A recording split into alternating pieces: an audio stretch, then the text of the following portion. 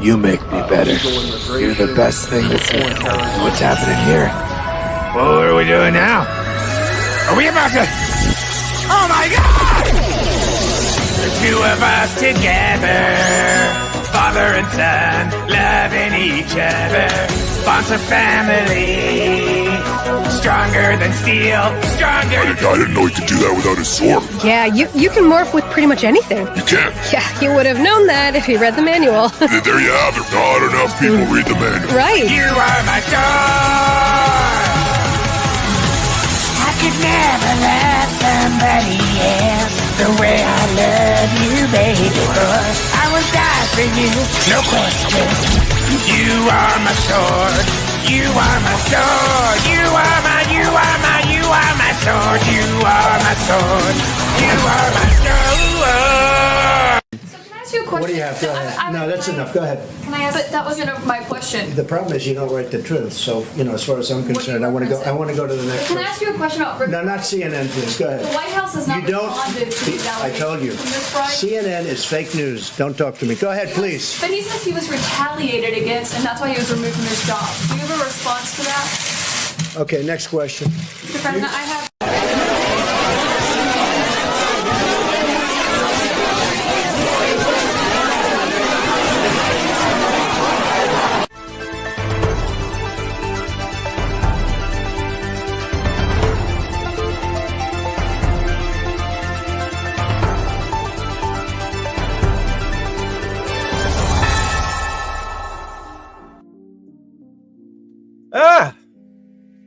Good morning, good afternoon, good evening, wherever this video finds you. Welcome to Ticks. How y'all doing on this Friday night? Yeah, on time. I didn't do a show yesterday because there was really nothing to talk about. Like, how about that? Fancy that. What's up, Lewis? Mr. Thumbnail King. Y'all should check out his stream. We were shooting the crap last night. What's up, Simeon? Yeah, we had a good little talk. Said that great thumbnail brought you here. So apparently Trump he talked about something. I don't know. I haven't watched this, but I heard it was something about the money. So let's find out. Let's get into it. Y'all ready? Let's go. Plus, we got a few other things to get into, but not a lot. Or otherwise law-breaking activities. So this executive order will direct your Department of Education and Department of the Treasury to basically bring about modifications to the Public Service Loan Forgiveness Program in order to ensure that people who are engaged in these sorts of activities can't benefit from a program that's really not intended to support those sorts of things. And what are the consequences if they are not good? The consequences would be that they wouldn't get forgiveness of their student loans as they would be eligible for if they were working for the government or a normal nonprofit that's not violating the law. All right. Any questions on that? Anybody have any questions? Hold on. So we'll talk about the manufacturing. Hold on. Wait, back up. What did I miss? I missed something. All right, let's start over. I'm sorry. I totally missed the premise of that. I thought they would bring it back up. Illegal immigration or foreign terrorist organizations or otherwise law-breaking activities. So this executive order will direct your Department of Education and Department of the Treasury to statistic that every. No, I guess that was it. I guess the White House clicked in too late. A normal nonprofit. You would think the White House would be on time. Any questions on that? Anybody have any questions? So we'll talk about the manufacturing turnaround, and it's been very early, but it's pretty significant. The numbers were much better, as you know, than projected by the media, and a little surprising actually how strong, how fast, because we have many companies are moving into our country. As you probably know, it's a statistic that everyone talks about, but nobody seems to have done much about. Since the beginning of NAFTA, there's been 90,000 plants and factories closed in this country. Think of that. 90,000 plants and factories have been closed in this country. Many of them have been car manufacturing plants. And that's a terrible statistic, and we'll be turning that around. You're going to see it already. We already have numerous that are being built or starting to be built, and numerous that were being built in other countries, and they stopped, and they're coming here now because of the tariffs. And that's a big deal. That's what you want to hear. Hence the 30 During the last free. year, the Biden administration. Hold on. That's hence the, if you've heard, he put they're saying, oh, he flip-flopping on the tariffs. Like, no, because he put a 30-day freeze on the tariffs between Mexico and Canada, because that's where a lot of the, not just auto manufacturing, but also other companies, because of the cheap tax rates or whatnot, he's giving them 30 days to pack up their inventory and move it to the United States without having to suffer the penalty of the new tariffs. So you got 30 days to get your inventory out, and then boom, after that, it is what it is. So he's giving them a tax break. This is the tax break that he's giving to these manufacturers, which, that's what you want. So that way, when they get here, you see they're opening up a plant. I think the first plant they're looking to open up real soon is the one in, I think, is it Gary, Indiana? Something like that. Or Indianapolis? Somewhere, anyway, in Indiana. Which is going to create a lot of jobs that aren't, automated through robotics. So those are jobs right there in a place that we know Indiana is not known for any type of, industry outside of the Jackson 5. So that's a good thing. That's a good thing. Saw a loss of more than 110,000 manufacturing jobs, or 9,000 manufacturing jobs every single month.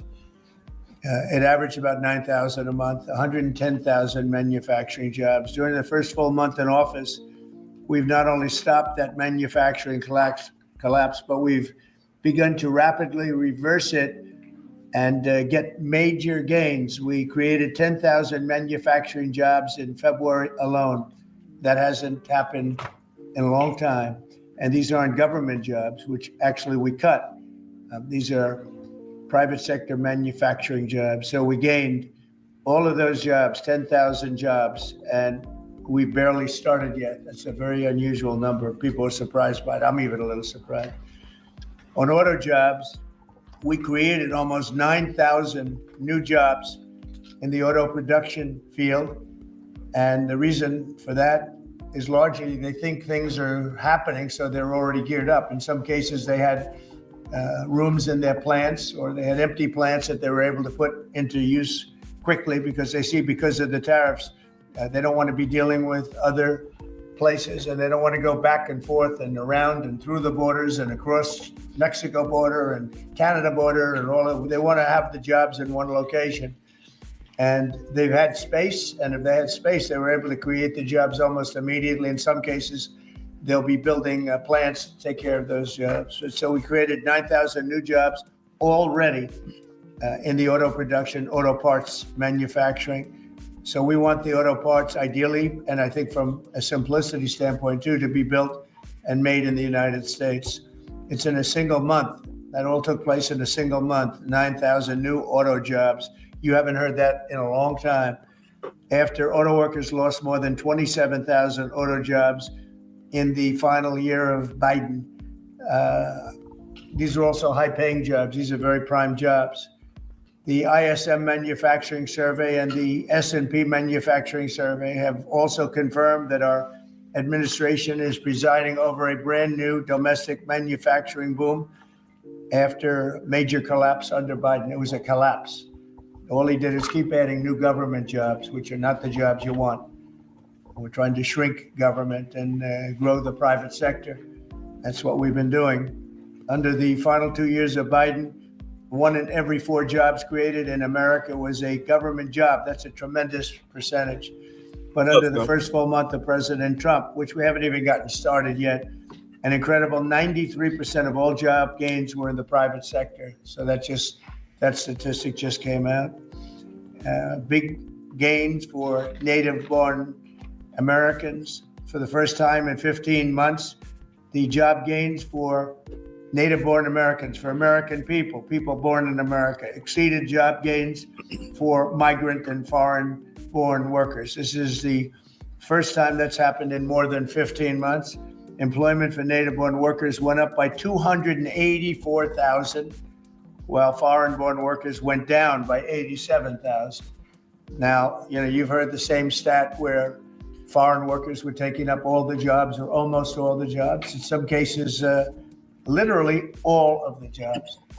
And now it's 284,000 native-born jobs here, people born in our country, 284,000, while foreign-born workers went down by 87,000. First time that's happened in a long time. That's pretty much so. illegal. These are incredible numbers. Foreign is illegal. They're very early. I mean, we're here for 5 weeks, but we have been talking about it since the big win in November 5th. So a lot of these people, they listen to us speak and they say, well, I'm going to gear up, and they're gearing up. And so they've been gearing up. They've had a little time. It's not just 5 weeks. It's 5 weeks plus a few months. And they put it into effect pretty quickly. They have confidence that what I'm saying is going to happen. So with that, I'd like to ask a highly respected gentleman, Kevin Hassett. He's been with us for a long time, and he's been right about a lot. We had the greatest economy in history in the first term, and Kevin was a big part of it. So Kevin, could you maybe give it a little description, please? Yeah, thank you very much, Mr. Trump. I think that the three things that you emphasized during the campaign is that you wanted to create domestic, high-paying manufacturing jobs, that you wanted to end wasteful government spending and reduce the unproductive government workers, and in fact, unleash them into the private economy where they could be more productive, and to create jobs for Americans. A lot of people said that if you deported illegals, that employment would go down, because no Americans would take those jobs. And if you look, 280,000 American-born folks were hired, manufacturing jobs are going up. And this is just out of the expectation of your future policies, really, sir. It's in April when your Reciprocal Trade Act is expected to happen. The tax cuts haven't passed yet. And so people are clearly expecting the golden age. And if you want to forecast the future numbers, everybody, just keep in mind that President Trump has already gotten us 1.7 trillion in commitments of new factories. And those haven't even happened yet. Those aren't even in the numbers. And so I expect this is going to be a glimpse of a golden age to come, sir. Thank you very much.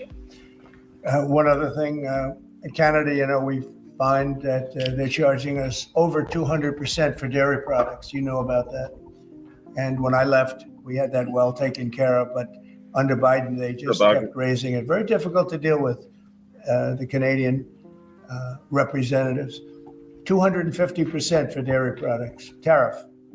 So where do you hear that? You don't hear that. They have a tremendously high tariff. Give you the exact numbers in a little while coming out on lumber. So they sell us lumber. They have a tremendous tariff. They make it impossible for us to sell lumber or dairy products into Canada, but our numbers are a tiny fraction of that, almost non-existent. And what we're doing is freeing up our forests from the environmental nonsense that they put on them, where you can't cut down a tree. And we have to cut down trees in order to build the firewalls. And those trees are sold, but we're freeing it up on an emergency basis, because Canada has been ripping us off for years on tariffs for lumber and for dairy products. 250%, nobody ever talks about that. 250% tariff, which is taking advantage of our farmers. So that's not going to happen anymore. Who's the idiot they'll be met with the exact same tariff unless they drop it. And that's what reciprocal means. And we may do it as early as today, or we'll wait till Monday or Tuesday. But that's what we're going to do. We're going to charge the same thing. It's not fair. Never has been fair. And they've treated our farmers badly. Look, our country's been ripped off by everybody, and that stops now. I had it stopped in my first term, and we're going to really stop it now, because this has been very unfair. Our country, from an economic standpoint, a financial standpoint, and a trade standpoint, has been absolutely ripped off by almost every country in the world. Canada, Mexico, and then you just go right down the line. India charges us massive tariffs, massive. You can't even sell anything into India. It's almost restrictive. It is restrictive. We do very little business inside. They've agreed, by the way, they want to cut their tariffs way down now because somebody's finally exposing them for what they've done. And same thing with China, same thing with a lot of other countries. And the EU has been a terrible abuser of this country. I mean, the EU was formulated in order to take advantage of the United States, and they have taken it, but they're not taking advantage when I'm in charge. So sometimes you'll hear some negative things. It's always from outside countries. America will be very strong. And, you know, if I'm a foreign country, they're going to do fine, but they can't do like they used to do because we're going to bring back our business into this country. We need it from a job standpoint. We need it from even just a psychological standpoint. Think of it, 90,000 factories are gone since the beginning of NAFTA. So we're not going to have that, and we're going to see them build it back. Now we've already had 5 major automobile companies. First time you've heard this in a long time, since my first term actually, where we were really rocking and rolling, and then Biden came in and he stopped everything. Like such a stupid thing to do, not even a believable thing. But we have many auto plants now coming in. We have big chip plants. We have the biggest chip company in the world, most powerful, probably one of the most powerful companies in the world. Wouldn't you say, Kevin? And he's coming in and they're building one of the largest chip plants in the world. That'll be done in Arizona, mostly in Arizona. And that'll give us a big percentage. That one plant will give us a big percentage of the chip market, something we have very little of. You know, we used to have Intel, and Intel was run by a man named Andy Grove. And Andy Grove was a tough, smart guy. I used to read about him when I was a young man, and he did an incredible job. He really dominated the chip business. And then he died, and I guess they had a series of people that didn't know what the hell they were doing, and we gradually lost the chip business, and now it's almost exclusively in Taiwan. They stole it from us. They took it from us, and I don't blame them. I give them credit. I blame the people that were sitting in this seat because they allowed it to happen. We could have protected that so easily, but so we had the chip business, and now it's all in Taiwan, almost exclusive, a little bit in South Korea, but mostly in Taiwan. Cheaper. And it's very important. Everything you do, everything you touch is now about chips. The brake of a car, the cars have chips all over the place. I was reading an article the other day where they talk about the brakes of a car are loaded up with chips. Who would think that a brake has a chip in it? But it's all about chips. So that was a big thing. And they'll be investing hundreds of billions of dollars in this country, and we'll be taking back a big portion of that industry. We have others coming in too. But a lot of car manufacturers are coming in, and they're coming in fast. And one of the reasons you see these numbers, and again, Kevin said it, and I said it a little bit, but the fact that they know I won the election. So after I was president-elect, they assumed that I was going to do what I said, because I do what I say. Mm-hmm. And so these numbers really reflect a lot of things that took place since November 5th, right? So, Kevin, thank you very much. Great job. Any questions? Mr. President, how concerned are you that the large-scale federal government layoffs will weaken the labor market? How concerned are you? The large-scale fentanyl what? The federal government layoffs will impact the labor market, will weaken the labor market. Oh. No, I think the labor market's going to be fantastic, but it's going to have high-paying manufacturing jobs as opposed to government jobs. We have too many people in government. You can't just do that. We had many, too many. This is for 40 years. You know, this isn't just now. This built up and got worse and worse, and they just hire more and more people. You look at Department of Education, it seems like so many buildings I ride by, it says Department of Education. They're all over the place. And we don't even want it. We want the education to be given by the states. It'll be much better. It'll move us to the top of the list from the bottom of the list, and actually save us money. But it's too important to even talk about them. It'll save us a lot of money, but we don't want that. We want education to be given. So you go to Iowa and Indiana and Idaho and all these places that are so well run. They're going to be producing education that will be the equivalent of, like Denmark is one, Norway, Sweden. Actually, China is one of the better in terms of education. And so we can't blame size anymore. You know, China has 1.4 billion people, but they're very high on the list. The one thing we're doing well on, we're number one on the list, is cost per pupil. We spend more money than any other country in the world by far So I jokingly say the one thing we do well on is the cost. We spend more money, and yet we're toward the bottom of the list. Yeah. Mr. President, I want to ask you the joint address. Millions of Americans watched your joint address earlier this week, where you warned that there could be a little disturbance that Americans could feel as a function of these taxes, these tariffs. How much disturbance are you willing to accept in the near term as a function of that? And to set expectations, how long should Americans expect things to cost a bit more? Well, so far, Peter, there hasn't been very much because these numbers are coming out. We're here for just a little over 4 weeks. And these are fantastic numbers. I was watching some of the reports this morning. They were surprised. There could be some disturbance, a little bit of disturbance. I solved a little bit of that because I have respect for our auto companies. And I gave them a little bit of a 1-month reprieve because it was unfair. Although I'm sure they'll take advantage of it. I see they're driving a lot of cars into the U.S. to try and avoid the tariffs, and they're taking advantage of it a little bit. But they called me, they asked me, they said, could they have a little bit of help? And I decided, they're American companies, USMCA, and I let them have that. But this really kicks in the reciprocals, kicks in on,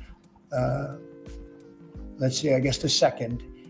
And I wanted it to be the 1st so badly. Just didn't want to be on April Fool's Day. So I made it the 2nd. That's going to cost a lot of money. That one day is going to cost a lot of money, but that's okay.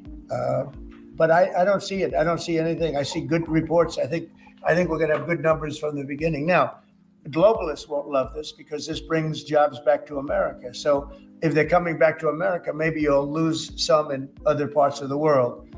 But the other parts of the world have done very well, and they'll continue to do very well. All right. I think the United States is going to be doing record business. We'll bring a lot of those 90,000 factories that have been lost over the last number of years. It's been, it's hard to believe. 90,000, think of what 90,000 is. 90,000 plants and factories are gone. We're going to bring back many of those plants and factories. One day the tariffs are on, the next day they're off. Right now, the markets, as you know well, prefer stability. Are you done going forward with the pauses and the carve-outs? Is that it for those? There'll always be changes and adjustments. And, you can't just, I could have, for instance, told the American car companies, no, I'm not going to give you anything. And then you wouldn't have had to say, well, they're getting a little extra. It's just a little bit of a 1-month reprieve. They're very happy about what's happening. They won't have to go across borders. And you see the zigzag, and you have a fender made in Canada, you have something else made in Mexico. We don't want that. We want it made here. But there'll always be some modifications. I mean, if you have a wall in front of you, sometimes you have to go around the wall instead of through it. But I think very little. On occasion, if we can do something, we want to help companies. We want to help companies create jobs. So I could have left that, and you wouldn't have had a minor change. Instead, I was asked by the real majors, the big majors, if they could do this. And I said, yeah, I'll do it. I want you to produce a lot of jobs. And numerous of the people, actually all of the people I spoke to they're very much on the way to already doing it. That's why you have auto jobs increase. And the man, I don't know him, Sean Fain, I don't know him, and I did great, as you know, with the auto workers, with the Teamsters, with unions. I did fantastically well, best numbers ever by a Republican. And I have a lot of respect for those people. But Sean Fain, who I don't know, but wasn't a supporter, although the auto workers were big supporters. I watched him last night, and he said, Donald Trump is absolutely right on tariffs. He said, what he's doing on tariffs is an incredible thing. And it's about time somebody had the guts to do it, because we're going to save auto manufacturing. And I said to people when I was campaigning, you're going to have so many auto jobs, you're not going to believe what's going to happen. We're going to load up Michigan. I won the state of Michigan, as you know. And part of the reason I won it was I got a lot of auto workers that voted for me, Detroit, etc. But I think people are going to be very surprised, yes. Matter of fact, I'm laughing when he mentioned Detroit, because if you've ever seen the movie Roger and Me by Michael Moore, like he did a documentary showing like the last days of when the auto plants, when they were leaving Detroit, how people were still working there. He was doing interviews with people who were hanging out of the windows of the plants, the black folks that was working there, hanging out of the plants, like, hey, it's my job until it's not a job anymore. I'm sorry, excuse me. I don't know why this tea makes me burp. Sorry. And then he showed, of course, after the plants left, how the process server, the sheriffs and whatnot, they were coming to evict people who had worked at the plant. And the sad part about it was that the process server, he knew some of the people that he had to, have evicted. He knew them that he had to do the paperwork on. Old lady, hi, Miss Shirley. Like, yeah, I'm sorry. I'm just doing my job. Like, I'm sorry.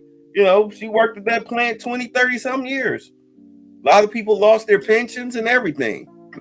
Union didn't mean nothing. They didn't care. And that wound up, when the auto industry left, it destroyed Detroit. It turned Detroit into a hellhole, into a hellscape. Same thing that happened to Cleveland. When we lost the steel contract back during the Jimmy Carter era, turned Cleveland, boom. The economy tanked. It tanked. That's why they're upset about the Browns moving to Beaver Creek or something, because they feel that the inside of Cleveland, the city within the city limits, is going to tank. It's like 20 minutes outside the city, out by the airport, because of the taxes. But that's their own fault. But back to Detroit, the last time that, oh my God, Dr. Claude Anderson really called himself trying to stick his neck out for black people was back during the 80s, right when, because he was working at the White House. I think he was an economist, and he had already had the inside scoop of what was going on, that the White House was going to let the auto industry, especially in Detroit, let them walk. He was going to let them walk as far as move out of the U.S. And he went and held a meeting with these people and told them, hey, look, the only way you're going to be able to stop this, you all are going to have to buy stock in the company. And then that way, for a lot of you all buy stock, you have enough stock to where you can have a voice and you can stop it. You can put it to a vote and you'll have the votes to stop it. Those people acted like he didn't know what he was talking about. He was Noah before the flood, trying to build the ark. Help me build the ark, y'all. I'm trying to save y'all jobs. Oh, no, man, we good. They ain't going nowhere. He said he saw them out there on that water, all these black people on jet skis and had their own little private boats and all this stuff, driving fancy cars, living in nice houses. Look at it now. Look at it now.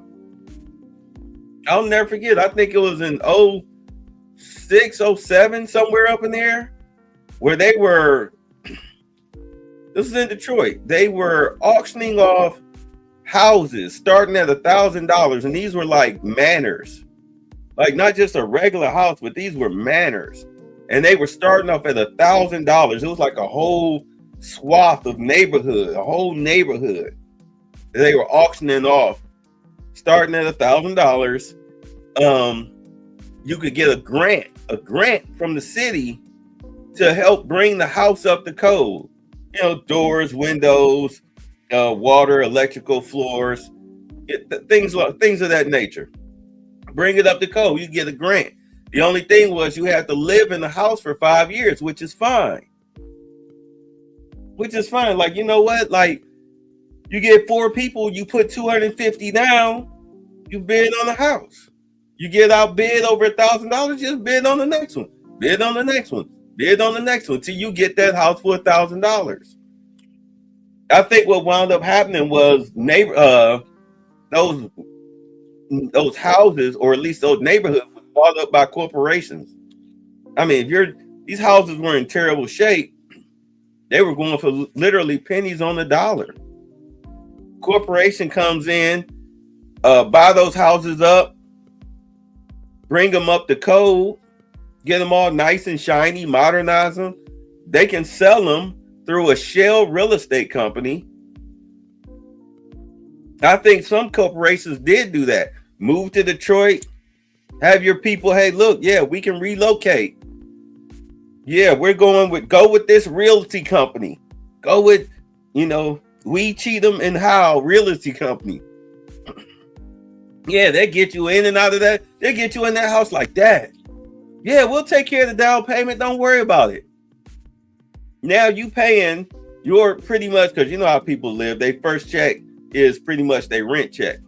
So now the auto industry or whatever industry that's there that owns your house through a shell real estate company, they're getting their first paycheck to you right back.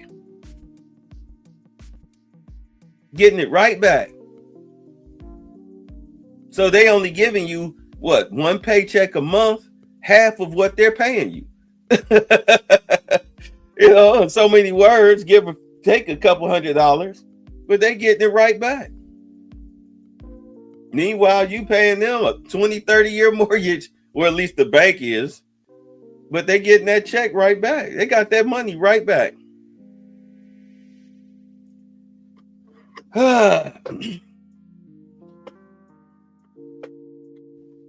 But yeah, Detroit is about to be reborn.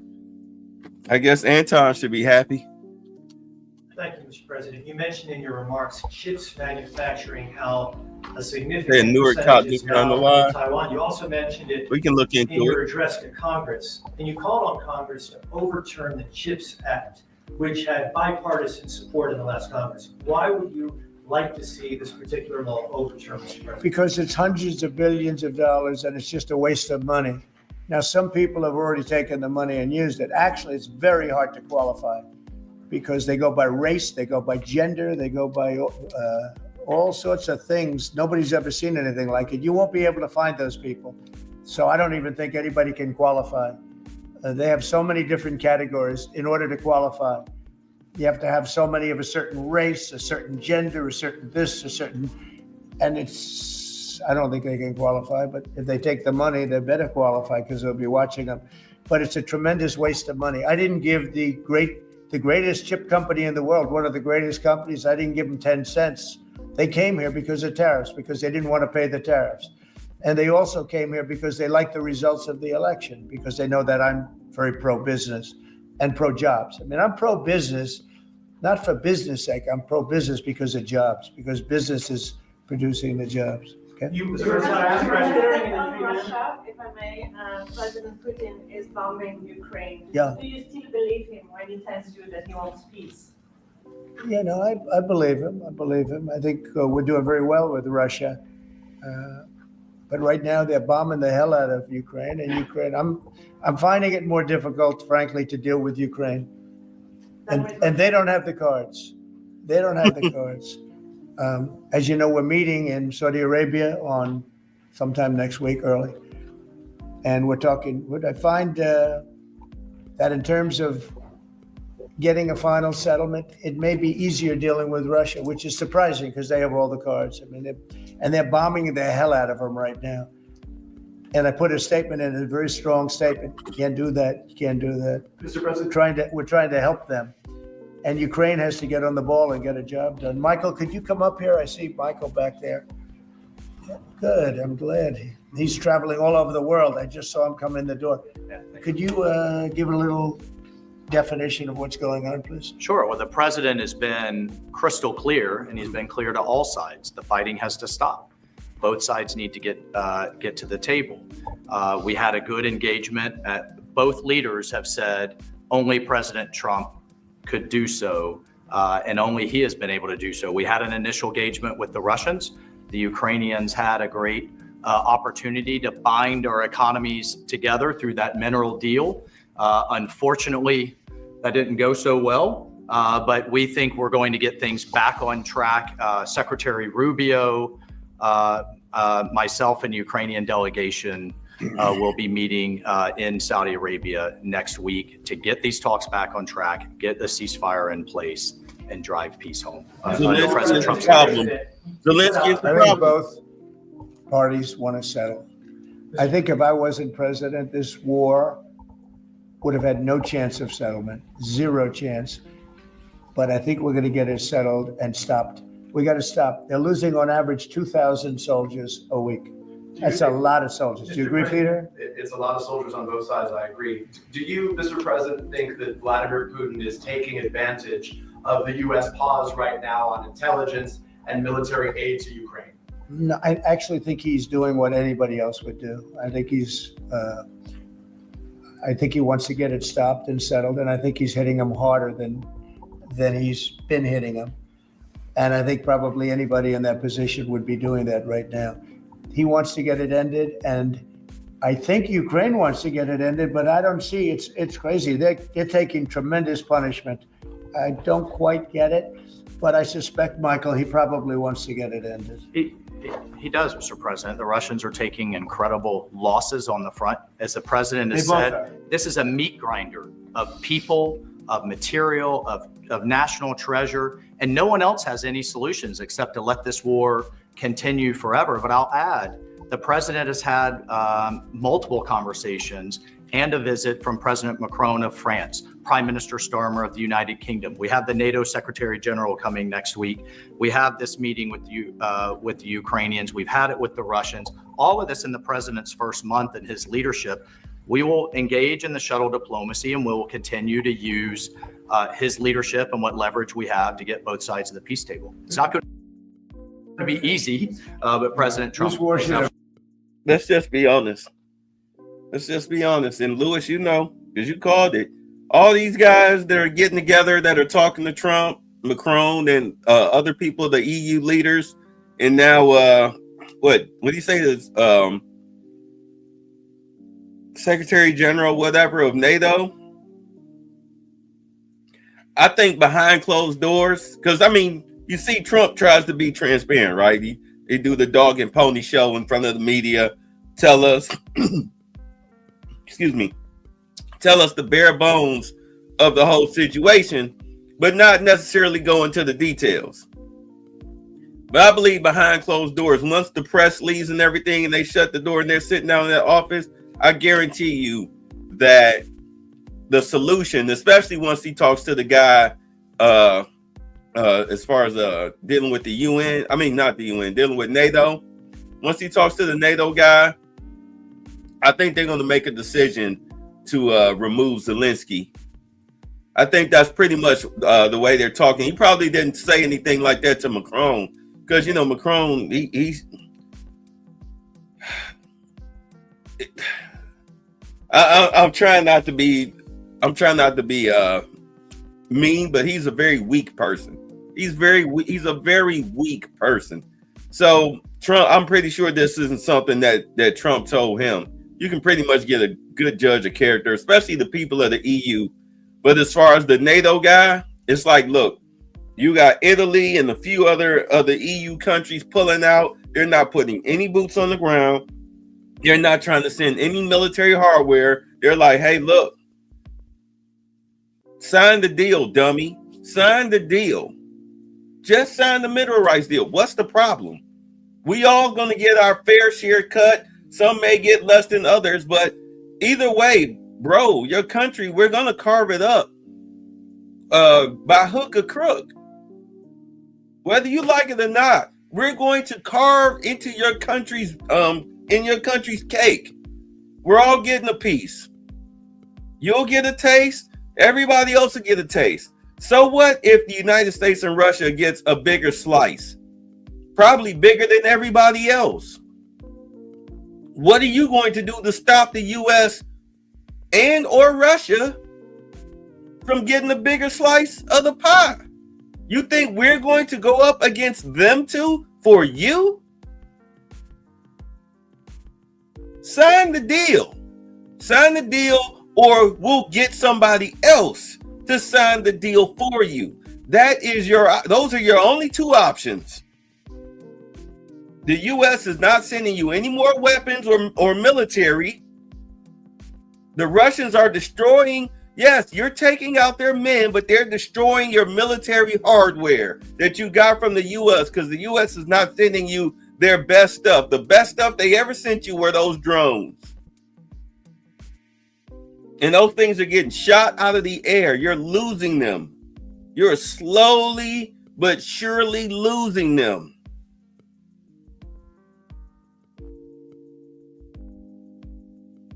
You don't have a replenished stock.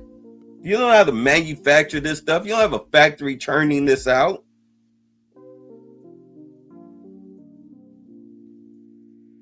And we don't have the capabilities, the EU. We don't have the capabilities. Trump was right. Without the US, you're toast.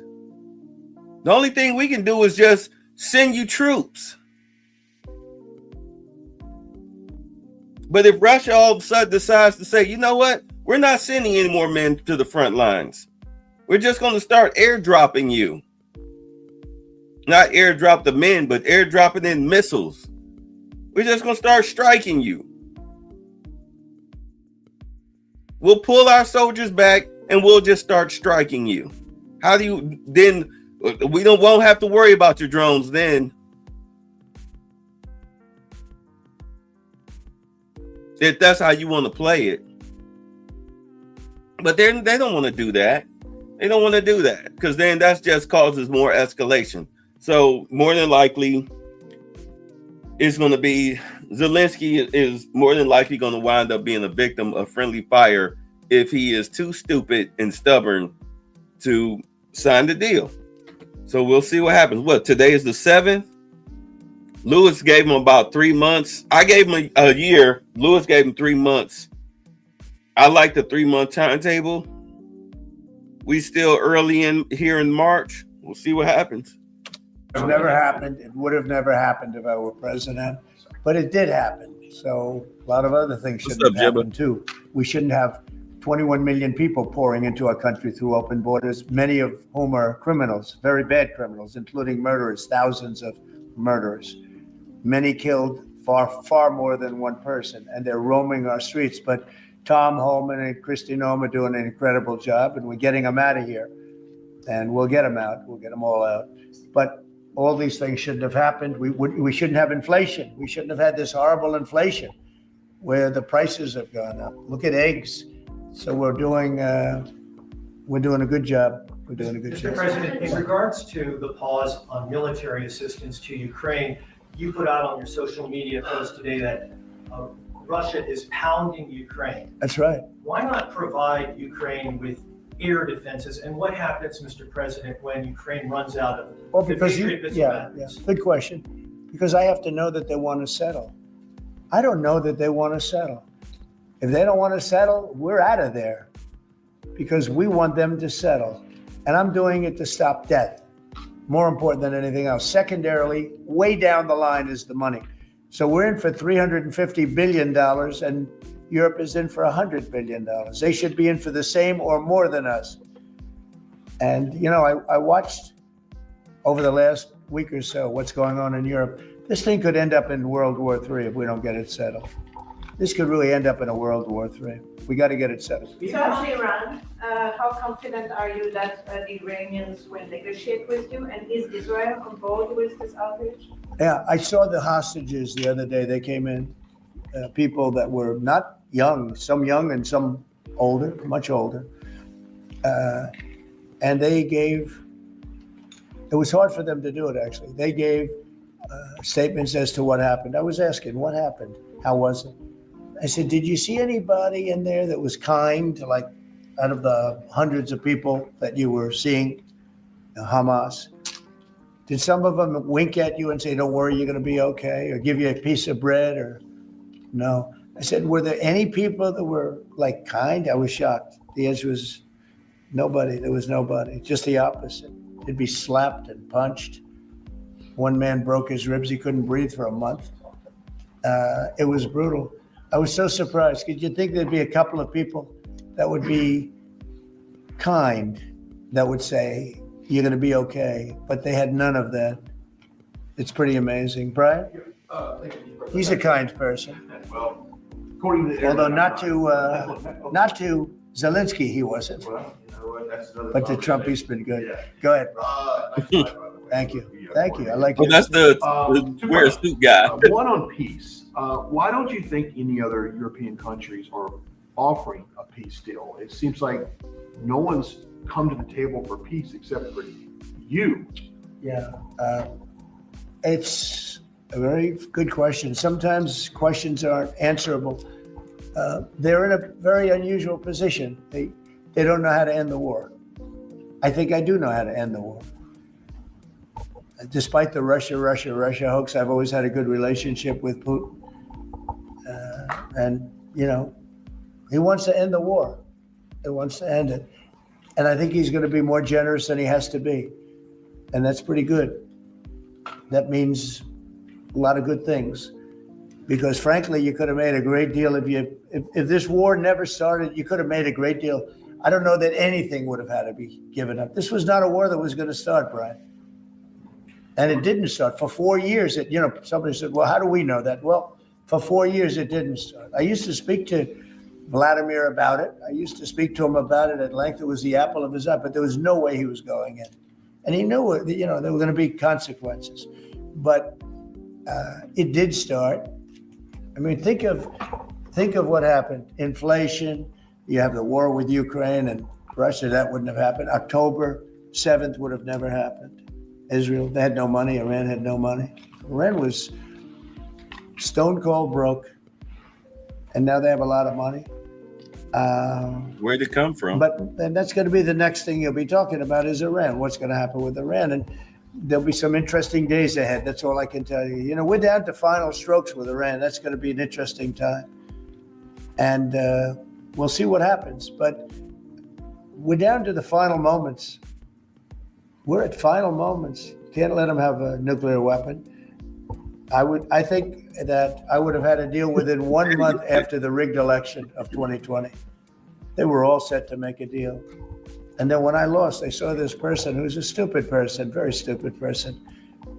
And they said, let's not make a deal. And they were right. He took the sanctions off. They became rich under Biden. Oh. They went from having no money to having $300 billion.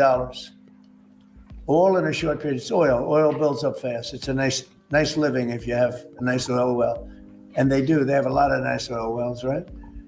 So anyway, it's going to be a big thing.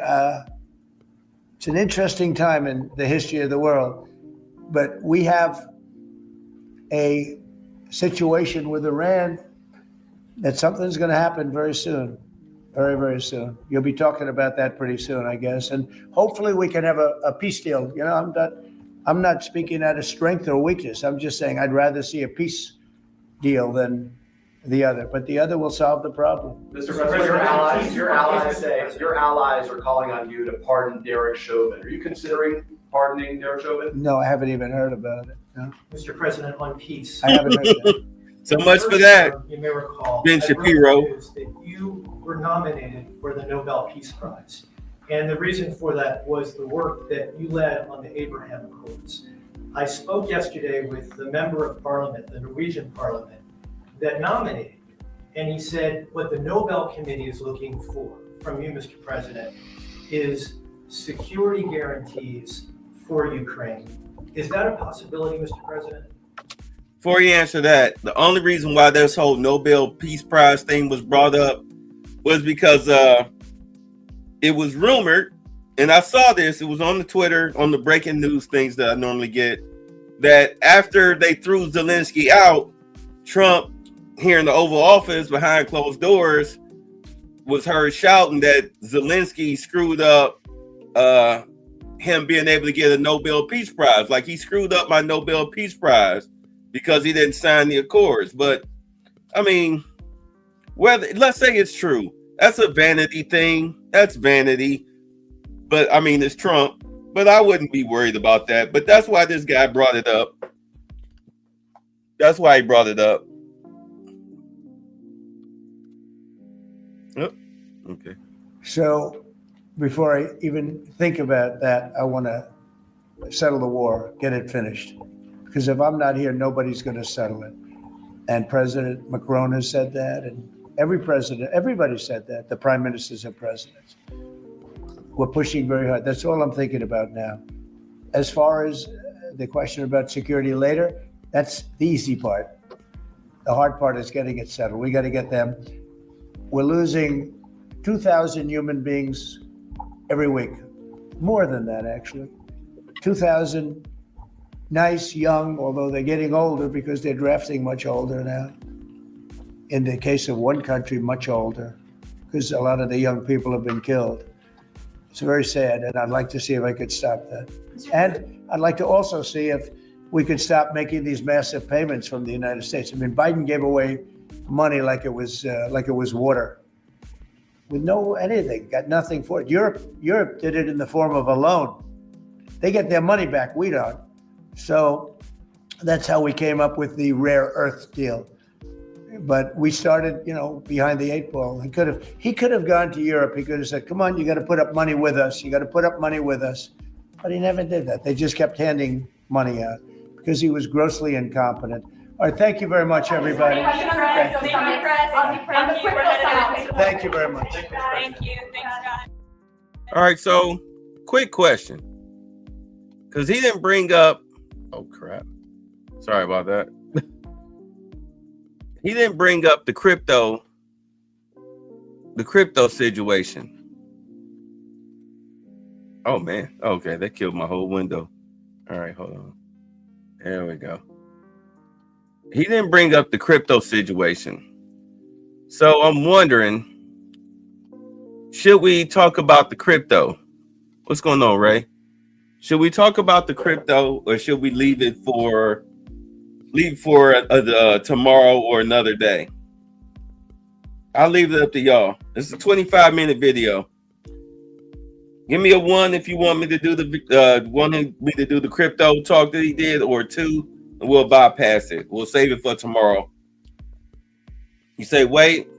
All right. So that's 1. It's 1 for wait for tomorrow. Come on, fellas. Come on.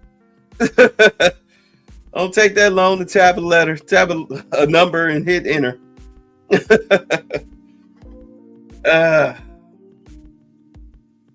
All right, you know what? We'll wait. We'll save it. All right, so let's move on to the next video that we got here. Denver has never called itself a sanctuary city, though Republicans have now deemed it one. Denver Mayor Mike Johnston rejected the term in front of lawmakers yesterday in Washington, giving hours of testimony in front of the House Oversight and Government Reform Committee. Denver 7's Brandon Richard fact-checking some of the statements made during that hearing. Well, Mayor Johnston appeared before Congress to defend the city's immigration policies, but in many ways the hearing was more like a political sideshow with plenty of half-truths and exaggeration. I'm not gonna lie, I got a jacket like that. If that's the type of jacket I think he got, that sucker is warm. Ooh, it's warm. Those jackets are warm. Anyway, that's why I'm wondering, why is he standing there acting like he's shivering? Like, bro, you should be nicely insulated. But let's get on. Mayor Johnston, is Denver a sanctuary city? A lot of folks use that term. Yes or no? Sorry, Mr. Chairman. Folks use that term differently. I can tell you what Denver does. We do not. Okay, I take that as a yes. Mayor Johnson, no, yes or no?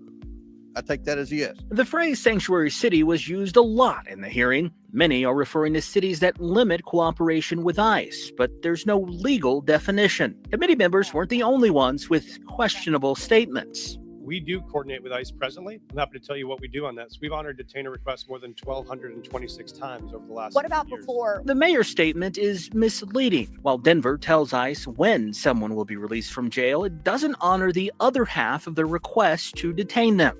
State law prohibits that, and a Denver ordinance won't let ICE agents enter jails to make arrests.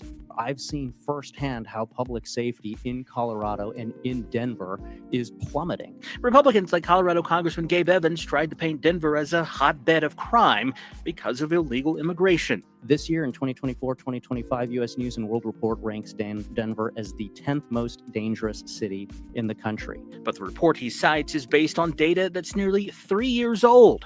More recent data shows violent crime has fallen in Denver. While it's still much higher than 10 years ago, data shows crime started rising well before waves of immigrants started arriving in 2022. Yeah, before 2022. That's when the defund the police and the George Floyd laws kicked in. So now the crime stats are askew. Like I said earlier, saying a lot last year, you get arrested for a felony, they downgrade your charges, and then they don't even prosecute you. They don't even prosecute you. So yeah, the crime is down. The street. Now, it remains to be seen what, if any, impact the hearing will have on actual policy, but it has already had an impact on our politics. Reporting in Denver, Brandon Richard. I mean, you already know that they're lying for the simple fact of what was going on in Aurora. Like, dude, we got videos coming out of this apartment complex where they're kicking in doors. They running around with military grade hardware, going from door to door. The residents are doing interviews. They're scared. They're like, Mandy, they're taking over. And instead of you sending in SWAT, you got some stupid woman on TV saying that JD Vance, it's just a couple of apartment complexes. Just a couple. It's too many. Well, I tell you what, we'll move them into your house. We'll move them into your neighborhood. How about that? We'll move them into your neighborhood.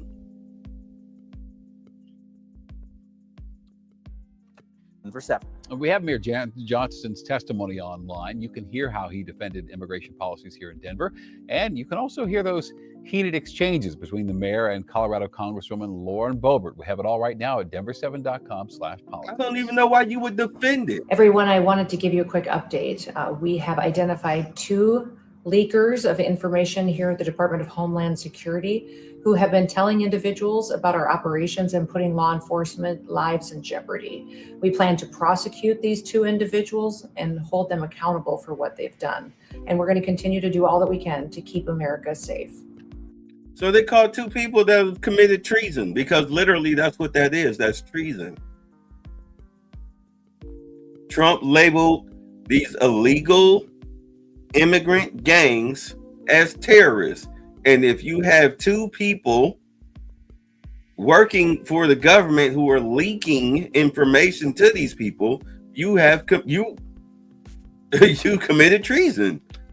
Ooh, I can't wait to see what happens with them. Senator King, you know a little bit about Latin America. Would you care to share with us? Thank you. Here we go. So this is them talking about Haiti. Somebody finally decided to open their mouth about what's going on with Hades. You say a members only jacket. No, it's not a members only jacket. No hat trying to be white. Sanctuary cities don't report stats. Yeah, that's the crazy part. But yeah, so somebody finally is talking about Haiti, because after Haiti had their annual uprising, because the poverty there is very deep. So if somebody's in charge, if they don't look, they're always under attack. You're always under attack. The hands of leadership in Haiti change like underwear, change like underwear. So the last time it happened, France, they didn't even bother.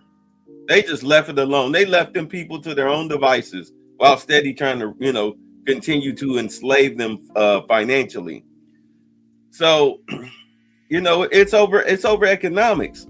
Personally, that last person that did that, he should have called Russia. He should have signed with BRICS. They probably would have put 2 in his head. All right. And then installed their own, puppet master, their own Yasa boss. But it would have worked out better for Haiti had they kept checks and balances on him. Be like, hey, look, we're going to build houses. We're going to have China come in here with the 3D printer. We're going to build you a whole bunch of houses. They built 30,000 apartments in South Africa. They did that in 30 days. China did that with a 3D printer. Like, we'll come over here to Haiti. We'll do the same thing over here. Because in all honesty, those apartments that they built, those are for workers, because they look like they're good, like they are comfortable for just 2 people, no kids.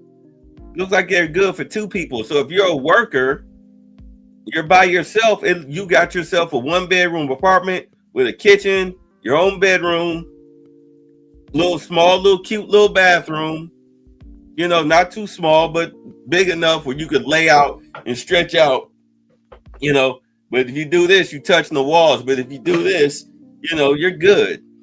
Depends on how tall you are. But yeah, like they built these 30,000 apartments. We'll do that in Haiti. We need men to work these fields. Yeah, we give you a place to sleep. We just built these apartments over here.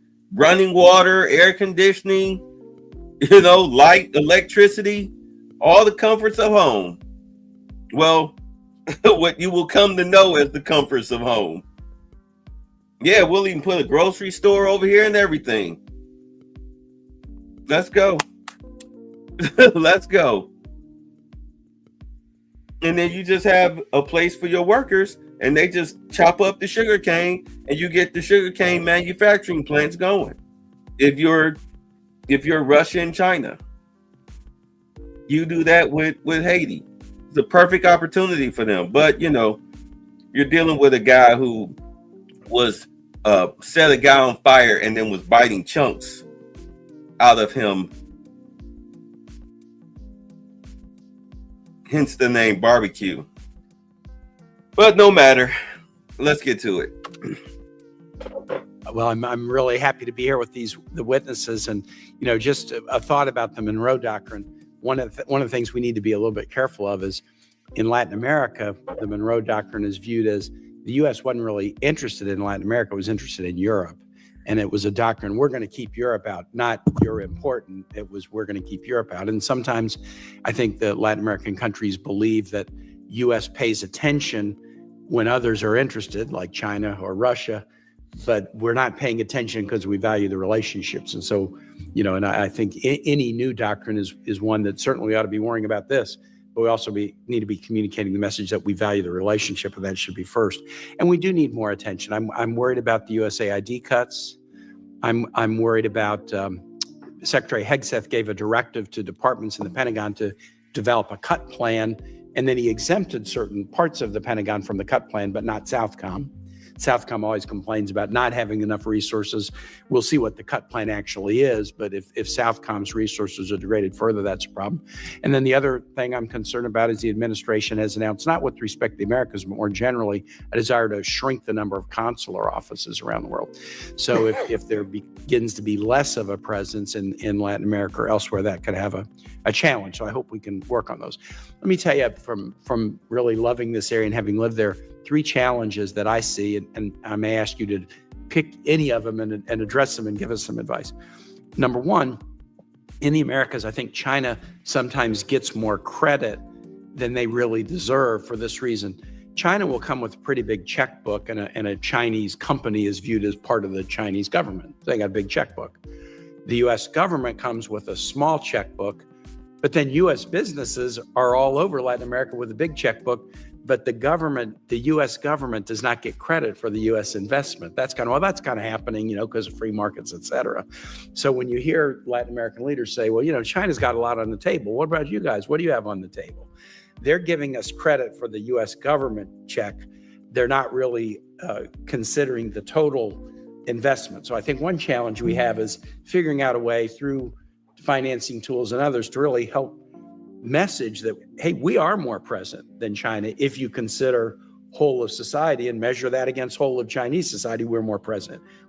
Well, he's not telling the whole truth here. Yes, you're in there, but you're in there exploiting the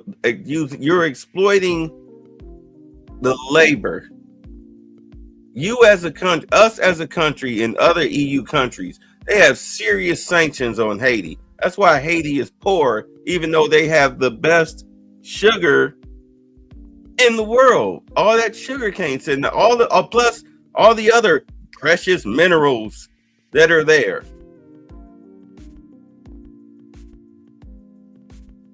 But you have all of these sanctions on Haiti because of the slave uprising, mainly because of France.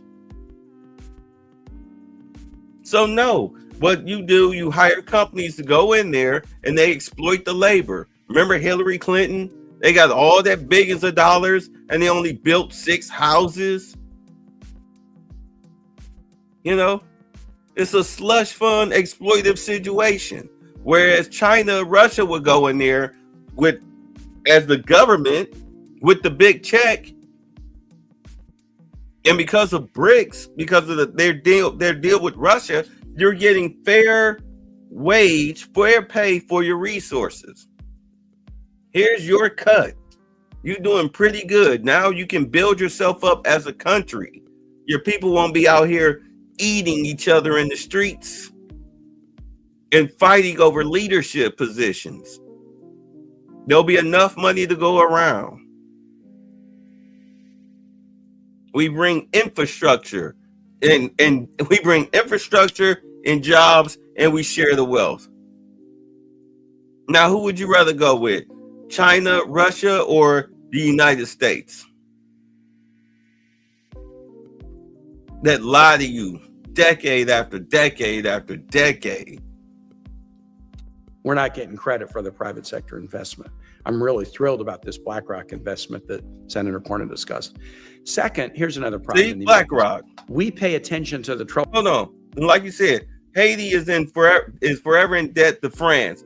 This is why you 100% signed the deal with BRICS. So that way you get off from up under owing Haiti a goddamn thing. Which you shouldn't owe them anything anyway. It's not their land. I mean, owing France anything, because you don't. This is it's a Haitian.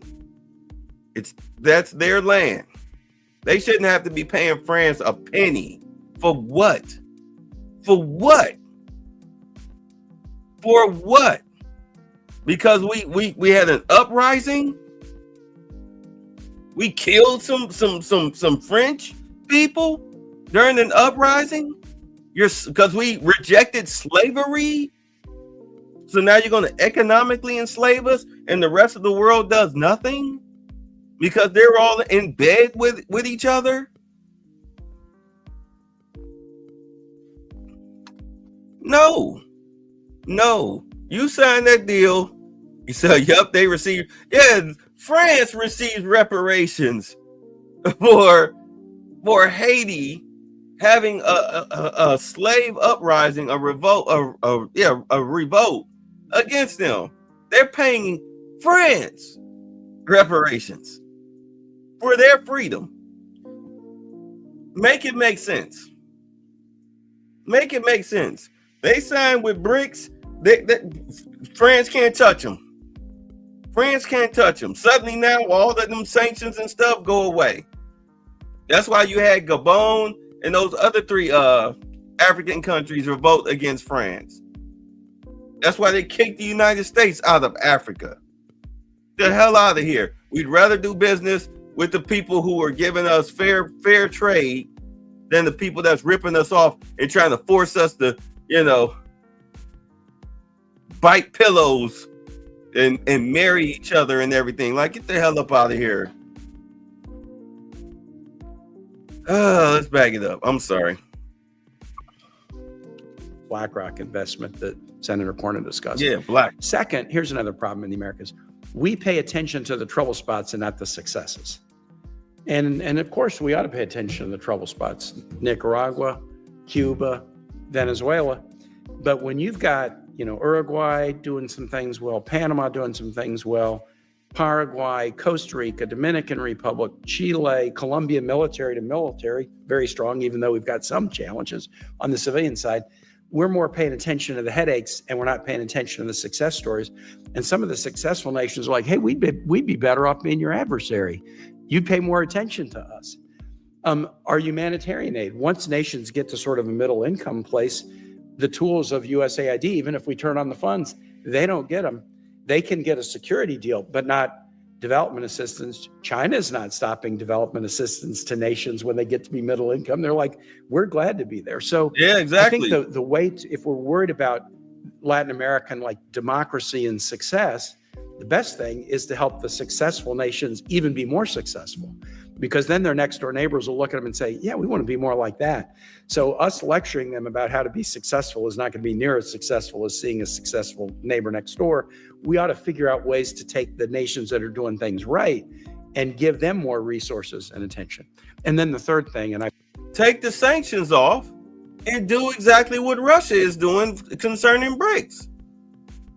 Go in there and give them a fair trade for their resources and help them rebuild up their infrastructure, help them modernize their infrastructure, bring them into the 21st century.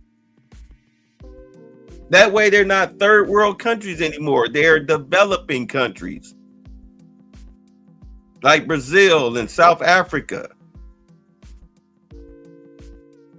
India.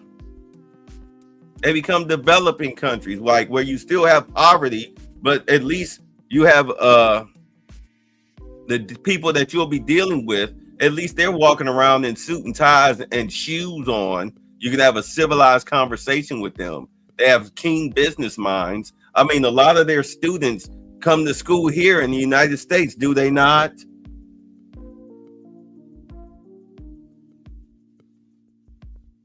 They're either here or they're in Canada or they're in England trying to get an education, escaping the hellhole that is their third world land or slowly developing country. It's the whole point of the tariffs. I blame myself for this. I'm very guilty of this. Talk about the Americas. We don't do enough in the Caribbean. And then we end up with all these Caribbean nations voting against us in the UN on all kinds of things. Because when we think about the Americas, I know I'm always thinking about Central America and South America, and I put that on myself. We need to broaden the aperture a little bit to maybe invest more in the Caribbean. And they're very hungry for us to put more attention in. So address either of those. How can we get more credit for what we do society-wide? How can we pay more attention to the successes than the headaches? And what should we be doing more in the Caribbean? If you could each pick one of those and give a quick answer. I'll begin. Excellent points. Maybe I can touch on all three. I think what you're really hinting at is what has to be included in the strategy that will be due in June is a public diplomacy component to message the success cases while also combat. Well, you know why it never works? You know why it never works? Because you have corrupt leadership. You have like Zelensky. You have Zelenskys in office where they're sitting up here robbing the people blind, taking care of their friends, all of that stuff. Meanwhile, people are starving. You're literally snatching men off the streets who are walking their dogs and throwing them onto the front lines. Some of them don't even make it to the front lines. They wind up dying in basic training, usually beaten to death, or they kill themselves or unalive themselves or something. But yeah, the Bronx is loaded with Haitians. Matter of fact, y'all know Abba and Preach? Yeah, Preach is Haitian. You know, he's from Haiti.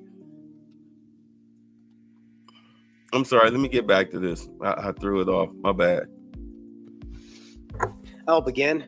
Excellent points. Maybe I can touch on all three. I think what you're really hinting at is what has to be included in the strategy that will be due in June is a public diplomacy component to message the success cases while also combating democratic backsliding and so forth, but to put the message across of the points that you've hit on.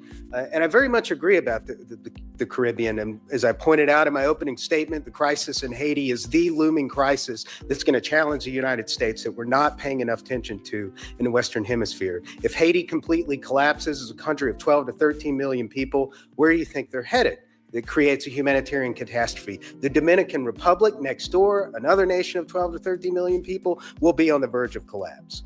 And sticking with the Dominican Republic, great success case. We should strengthen our strategic partnership with the Dominican Republic across all sectors. They're hungry for it. There's been a lot of progress made on that front with Secretary Rubio's recent trip. We can in fact, they're asking us and inviting us to help them develop their critical minerals, rare earth industry. This is a nation that's projected to have 5% GDP growth. Might I have Ms. Myers just say? You know what? And he's right. In all honesty, look, if you're going to go into Haiti, although depending on if you can work with France on this whole sanctions crap, you can go into Haiti and dig up their earth and get into their minerals and whatnot, then you should also be able to go into the DR and dig into their earth and get, I mean, they're the same country. They're the same country. Just that somebody took it's like your roommate is mad at you, so they take half the apartment off and hey, you can't come on my side. My side of the couch. It's the same country, the same landmass. They have the same minerals. So you can develop them both. You can develop them both. There's plenty of jobs to go around in both parts of that landmass / dual countries. He's right. They should probably push that. That's probably what they're probably going to do. They're probably going to run to Trump, be like, hey, look, since you're talking about bringing all this industry back into America and creating jobs, these countries got the minerals that we need for the chips and all of this stuff that are needed to produce the stuff that we're trying to produce to modernize America, get it back on track with manufacturing. And Trump probably looked at it, well, how much is it going to cost? How much is it going to cost? And if the deal works out, if the money is right, he'll probably go ahead. Like, go ahead. Go over there and start digging. We'll talk. Yeah. Tell their president, I'll call their people. But you got to get that situation. As far as Haiti, though, you got to get, like I said, you got to get a leader in there. You've got to get a leader in there that'll do right by the people. You have to take control. You're going to have to literally, let's just be honest, you're going to have to put boots on the ground there. You're going to have to put boots on the ground there. Plus, I mean, seeing how close Haiti is to the United States, it just makes better sense than for Russia and China to do it. You better get in there before they do. Just makes better sense. It'll be cheaper for you in the long run as far as trying to deal with the whole Zelensky thing, but they owe us money. They owe us money. That would be, for me, based on proximity, that would be the smarter play. But you're going to have to put boots on the ground, though. You're going to have to put boots on the ground for Haiti, for sure. But you're going to have to also have humanitarian aid. You have to feed the people to keep them quiet, from having uprisings. You feed them, give them some water, bring some clothes, build houses, start paving roads, whatnot. You're going to have to pave the roads anyway for the construction sites, but you get these people together, you'll be all right. You should be all right. Of course, you're going to have some guerrilla fighters like, oh, you're exploiting our land. Like, yeah, but look, idiot, your grandma's in an apartment. She was sleeping on the street. She now is sleeping in a bed in an apartment now. You understand? With hot and cold running water, air conditioning, TV. like how are we exploiting you? But it is what it is. Say something really quick, Mr. Chair. Thank you. Please, Ms. Myers. Apologies. No, I would love to. Who cares what they? First of all, I agree wholeheartedly on all of these points. They're absolutely fundamental, especially the conceptualization of the Monroe Doctrine and how that's problematic, and how, we have to ensure that our Latin America policy doesn't come across as a China policy or as a Russia policy or any other form of alignment with our adversaries. On the issue of, China getting more credit than it deserves. This is to me, largely a messaging issue, right? China comes to the table with big numbers. Many of those numbers are not met, right? It comes to the table with a lot of promises. A lot of those promises don't come to pass. I'm thinking about the lithium sector right now, where there have been promises to build factories to build lithium batteries all over Argentina and elsewhere. None of that's happened. None of that. There's no intention for that to happen, right? So making that clear, demonstrating that those promises indeed are unlikely to come to pass, I think is absolutely fundamental, while also working on our own communication strategy. We do so much in the region. We have historically. We don't toot our own horn enough, right? Often. There are obviously, ways to do this that are some are more effective than others. You heard what she was saying about the lithium battery factories and everything? I wonder how much of that money didn't make it out of Washington because of USAID. You know, she can sit there and be, yeah, well, that's it. Like, chick, have you been paying attention the past month and a half? Like, yeah, so now if they say they're going to build lithium batteries, you better build some damn lithium batteries. But at any rate, I'll let her continue her little Depends on tirade. the context, depends on the country. But we need to think very critically about the types of projects we're pursuing through development assistance, right? And how best to amplify the gains and communicate the value of those, both here domestically to justify their continuation, but also overseas. Thank you. I'll yield back, Mr. Chair. Yeah. He always says, you have nothing to yield back, Kane. You've gone way over your time. He said that to me yesterday. New tonight, the CDC will launch a study into a potential connection between autism and vaccines, according to Reuters and multiple news outlets. Atlanta. You know what this is? This is them, CDC. This is them getting ahead of what RFK is going to ask them to do, if he hasn't asked them to do it already. Let's see. News First senior reporter Patrick Quinn is live tonight from the CDC. And Patrick, this study coming despite years of research showing no link between the two. Mm-hmm. Right, let's talk about the timing of the announcement of this study. It also comes as DOGE, the Department of Government Efficiency, and the White House, they've made a series of cuts to the CDC. We have reported on these cuts over the last couple of months, those cuts made in an effort to eliminate federal waste. Well, today, some officials and experts who cover vaccines, they say that the relaunch of this study, it itself is wasteful. First and foremost, you put too much mercury. You shouldn't. It's the mercury that they're putting in the vaccines that's causing the autism. Before they start putting all this mercury in the vaccines, we didn't have an autism situation like that. They had trace amounts of mercury in vaccines. Now I think they doubled it or tripled it or whatever. And it's messing these people up, messing these children up. The CDC will soon study. And they're trying to play like it's not a problem. And vaccines, that according to Reuters and multiple news outlets. For vaccine specialists in Atlanta, like biochemist MG Finn at Georgia Tech, who develops vaccines in his lab, this scientific question has been asked and answered. There is no connection between autism and vaccines. I can say this confidently because this question has been studied before exhaustively. Dr. Carlos Del Rio at Emory went a step further, saying this study is a waste of time and taxpayers' money. It's almost as if we were proposing, let's do a study to see if the earth is not flat. We have already know that, and we don't need that study. The CDC last studied this potential link in 2010, where an October report found prenatal and infant exposure to vaccines, quote, does not increase risk for autism spectrum disorder. For Finn, reallocating resources to it sounds like a lie. Could take away from other valuable work at the CDC. The CDC is a treasure. It is. Don't worry, we're not going to ask you. Figuring out what makes people sick. They're going to do the independent study themselves. From anything else, fine with me. The CDC's move here comes amid one of the largest measles outbreaks in the U.S., fueled by declining vaccine rates. Both Finn and Del Rio worry a study that questions vaccine effectiveness could lead to vaccine hesitancy and dissuade parents from vaccinating their children.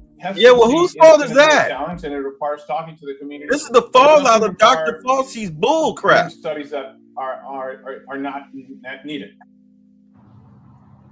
And tonight I did reach out to the White House and to the CDC on the purpose, the scope, and the timetable of this study on vaccines. People are very pissed off with the COVID vaccination. Now they don't trust vaccines anymore. Atlanta News First. Plans to remodel an old extended stay hotel for housing means at least 8 families living there now will be forced to move out. Atlanta News First reporter Adam Murphy is live at the property on Jimmy Carter Boulevard in Peachtree Corners. And Adam, is anyone helping these families that need to find another place to live? Tracy, I spoke with the Gwinnett Housing Corporation, and they assured me they will work closely with every family that is still living here right now to help them find new housing. On Jimmy Carter Boulevard in Gwinnett County, this old extended stay hotel will soon be new affordable housing. Government officials shared the news on Thursday, but failed to mention that the families currently living here will be forced to move out. Well, it's been my home for the last 2 years. 67-year-old Jim Petway moved here because he said it was close to his job. Naturally, he was not happy to learn that he will have to leave his home in a few weeks. I was assured by the previous owner of the building that I would be allowed to continue to stay here after it was sold. We were given no indication that it was sold to Gwinnett Housing. Jim said he was left in the dark until he received this notice from the Gwinnett Housing Corporation a few days ago. This is another letter that says it's been determined that you will be displaced by this project, and you have 90 days. 72-year-old Claude Wells also lives here. He moved in less than a month ago and was shocked by the news. I'm upset, very upset about it, because I would not have been in this situation if this information was disclosed to me initially. Gwinnett County acquired the property last week and will begin making renovations this summer. The project will offer 73 units for low-income households making less than $45,000 a year. Once we acquired the property, we were on the site the following day. The Gwinnett. Hold on. Why would you do it? How about you just find a...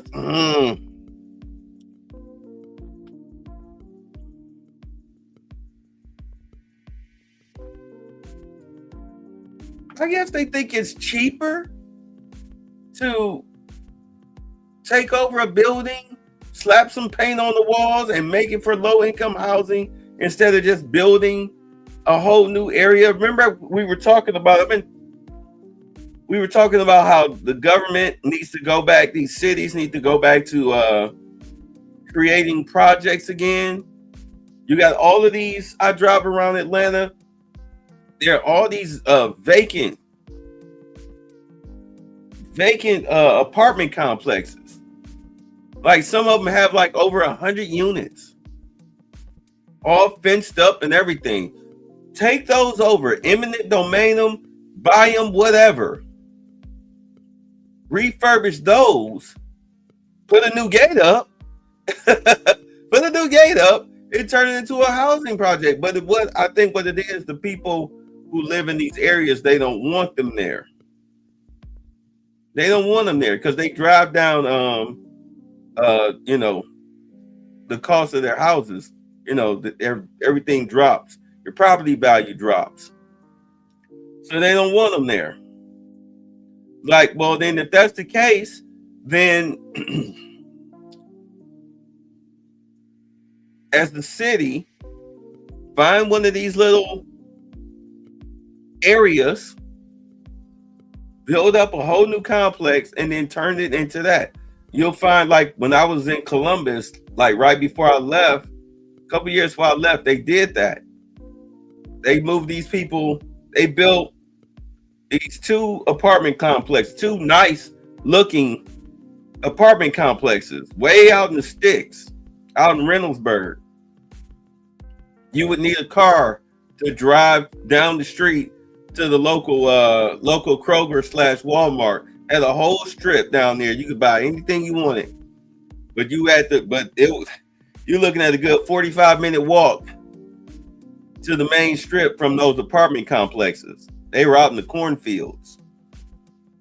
Do that.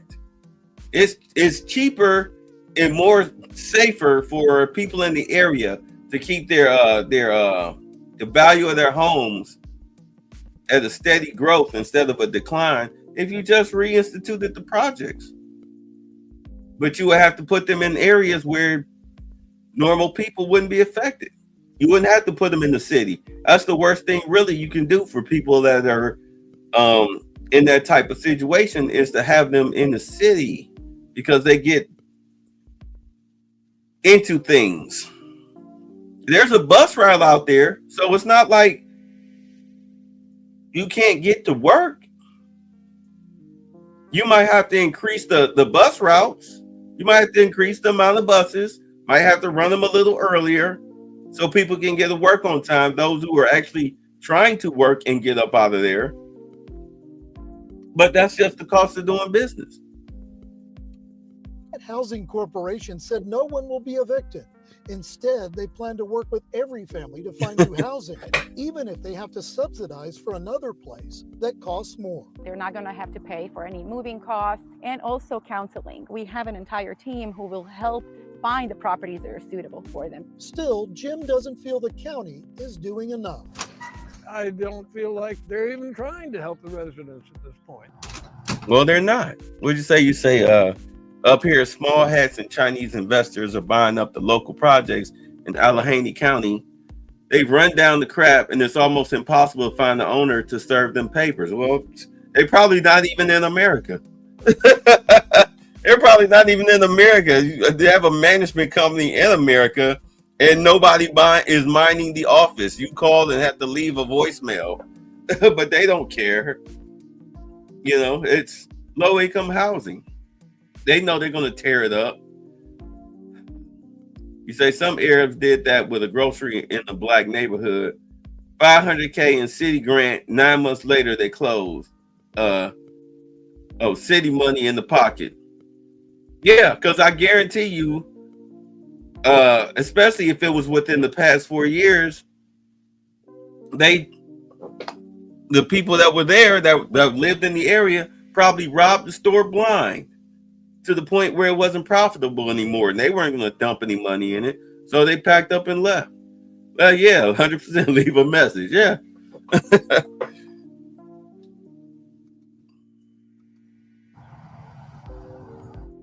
Now, the Gwinnett Housing Corporation told me that they will again work closely with everyone here. They pointed out that everyone that is living here right now that has to move out will be given the opportunity to apply to move back in once the renovations are complete. Oh, the hell with Live that. at Jimmy Carter Boulevard and Peachtree. You ain't gonna have me moving into a place that looks like a bunch of, working seniors or whatever. I'm not gonna be around a bunch of people's badass kids. Yeah, that's a tax. Like, I'm not about to be around y'all kids and all that. No. Like, I tell you what, though, you take care of my first and last, security deposit. You take care of my security deposit. I'll find the spot. And y'all gonna finagle me getting in there too if they trying to give me some guff.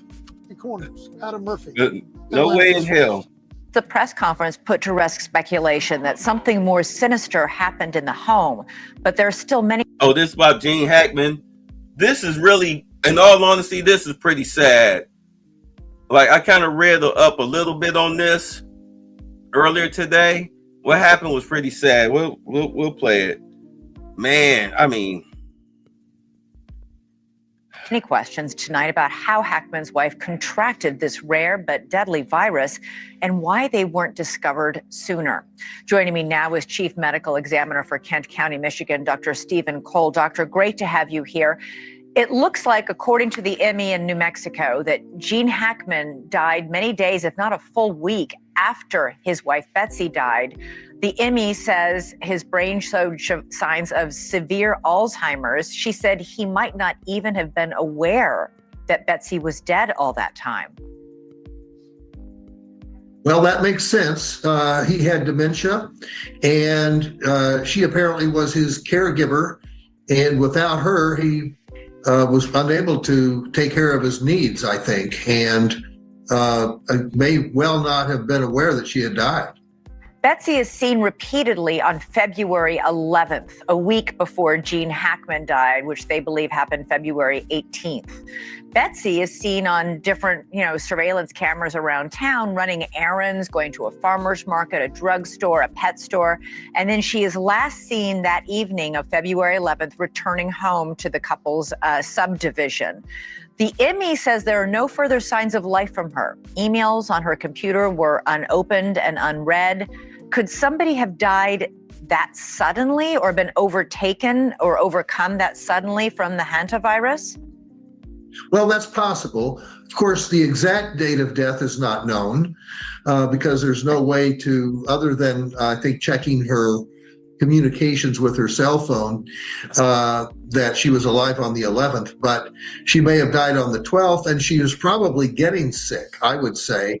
It takes 4 to 8 weeks after someone contracts hantavirus for the disease to become severe. But once it is severe, the person may well not last long and requires hospitalization, often in an intensive care unit. Tell me more about this virus. How do you get it? Well, it's spread by contact in this case, or at least in New Mexico.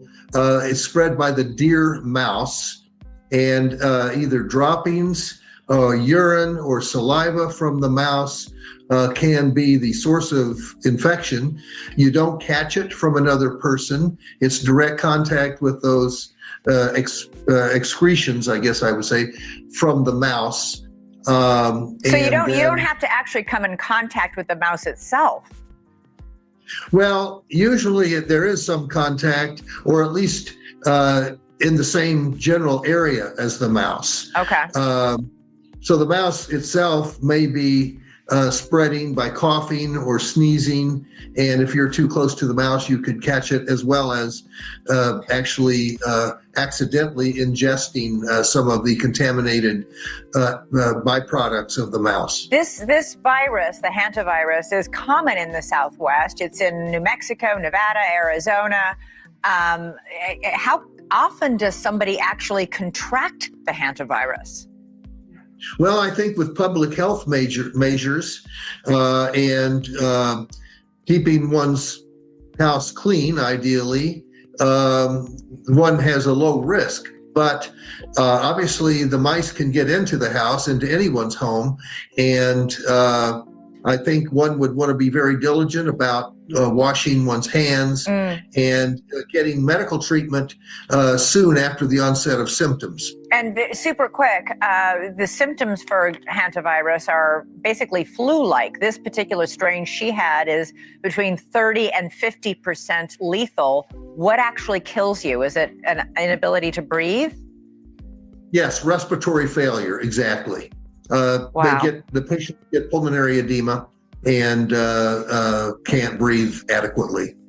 I think this is such a sad story. Obviously, a rare thing to have a healthy woman die very suddenly of this virus, this rare virus. But then the detail that Gene Hackman may have been alive and alone for a week and even unaware that his wife was dead.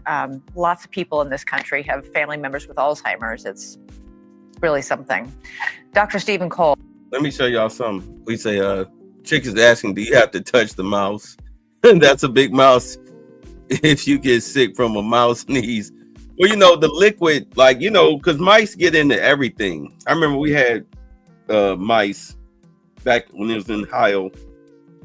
They get into everything, and they were eating, like, I'm putting down mouse poison, rat poison. Man, they was eating that stuff up like it was nothing. It took me to get the glue traps and the snaps in order to get rid of the mice, but they get into everything. They get up on your counters. They get up in your cabinets. I mean, it was, quickly, because I'm a bit of a germaphobe. I see a box that they may have chewed up. I'm pulling everything out. I got the Lysol, the bleach. I'm wiping everything down, and I'm throwing stuff away. Because of mice. Like, no, I'm not playing that game. But yeah, Audrey, old people living alone is dangerous. Trust me, I know. But but I mean, people, they're showing the pictures of Gene Hackman, right? They're trying to show you pictures of Gene Hackman during better days, but this is how we really looked.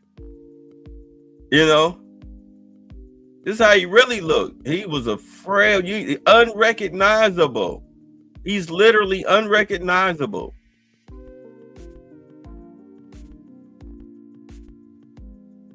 Like, yeah, you have to. Yeah, but he's unrecognizable. He died. I feel sorry for him because, I mean, they say he had dementia and everything. He probably had, like they said, they had no idea. He probably had no idea that she was dead. He was out of his mind. Like my father, sometimes he'll like space out. Like I'll be up in my room 3 o'clock in the morning. I'm hearing bumping around, and he's trying to get out the front door or something, or he's sitting in the dining room. I'm like, hey, what's going on? Like, I'm trying to get to the 3rd floor. You know, like he trying to leave out of the house. Like, yeah, my friend, one of his old army buddies, he's coming to pick me up. One time he had made it all the way outside. He was at my car. He was at my car in his jammies, talking about he needs to go to Philadelphia. That Alzheimer is no joke. It is no joke. So I can only imagine him being around their house. He probably not only starved to death, but also from a lack of taking his medication. That was pretty much it was probably a very agonizing, confusing death for him.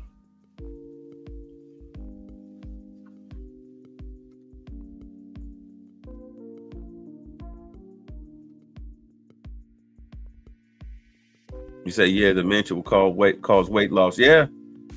Like my old man weighed like 108 pounds.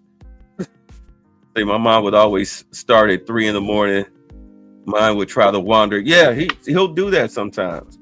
Like sometimes, like if y'all see me like cut my camera off, y'all see this, it's because I'm listening.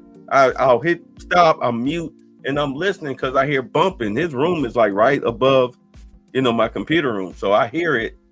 So I'm listening. Sometimes I might have to go upstairs. Hey, everything good? Like y'all good? I had to check, then come back down. That Alzheimer's, old people. Yeah. That's how they get old like that though. I mean just seriously on the human aspect. When your parents get old like that, you can't just let them live by themselves. Yeah, you can throw them in the nursing home, but that's like throwing them away. To me, that's you're throwing your parents away. The people who birthed, raised you, cared for you.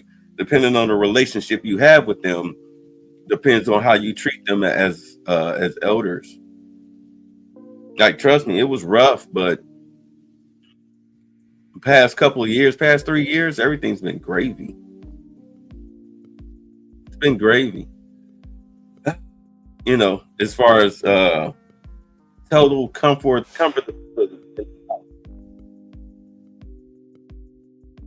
Outside of that, as far as like sitting up here talking, all the Democrats are talking all this crap about the VA and everything, and I'm like, outside of that incident the last time we was there with that dumb fat nurse, everything is gravy. There's meds, they get here on time. They have the lady come and change his catheter once a month. The physical therapist is here twice a week. They don't pay a dime. You run to the VA at least between 2 to 4 times a month, doing checkups on him and everything, because he's got stage 4 prostate cancer that spread to his bones. So, as a veteran, they do take good care of you. It really depends on the service, as far as what area you're in. But as far as like the VA down here in Georgia, my only complaints is the customer service. Like, that's it. So I laughed. One guy, I'll tell the story, then we'll move on. We were at the VA. This guy freaked out. He looked to be like in his mid 40s. He freaked out. Like 2 cops, big lumberjack of a white guy. 2 cops had to pretty much kind of calm him down. I mean, they eventually arrested him, took him out in cuffs for causing a public disturbance, but he was freaking out. Like, I've been here 3 hours. And I turned to the nurse that was on the side of me. I said, 3 hours? I was like, don't you know the average wait time is 5? And she bust out laughing. Like shoot, like this is the emergency room. You come here, I hope you ain't got nothing else to do. Shoot, your day is shot. You coming to the VA emergency room, like it don't matter what time of day or night. You better get here super early or something. You call yourself coming here 8, 9 o'clock at night. Yeah, you in for a long night, bruh. 6 o'clock in the afternoon, long night, bruh. 12 o'clock in the afternoon, long afternoon, bruh. If you ain't fell out or gushing blood, you in for a long night. Anyway, let's move on. Oh wait, what is this? Oh no, that's the crypto thing. We're gonna skip that. Is that what that is? Yeah, that's the crypto thing. All right, so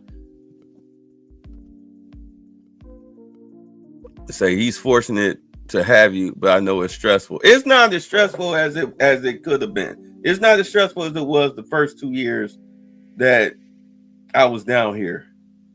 Like, I mean, to be honest, once the money situation got straightened out, you know, once it changed hands, I mean, that's a story, man. I could go into that, but I don't want to go into it. Lewis know the story, you know, a couple people know the story. But yeah, once that whole situation straightened itself out, oh, please, everything was gravy. Everything was gravy. Everything was gravy. I think probably the smartest thing I did was putting the tarp down in his room. You know, them tarps that you might see covering like logs or something or everything, or you know, all that stuff, that weatherproof tarp that you can get. Once I put that down in his room to cover, like, you know, his little situations and everything.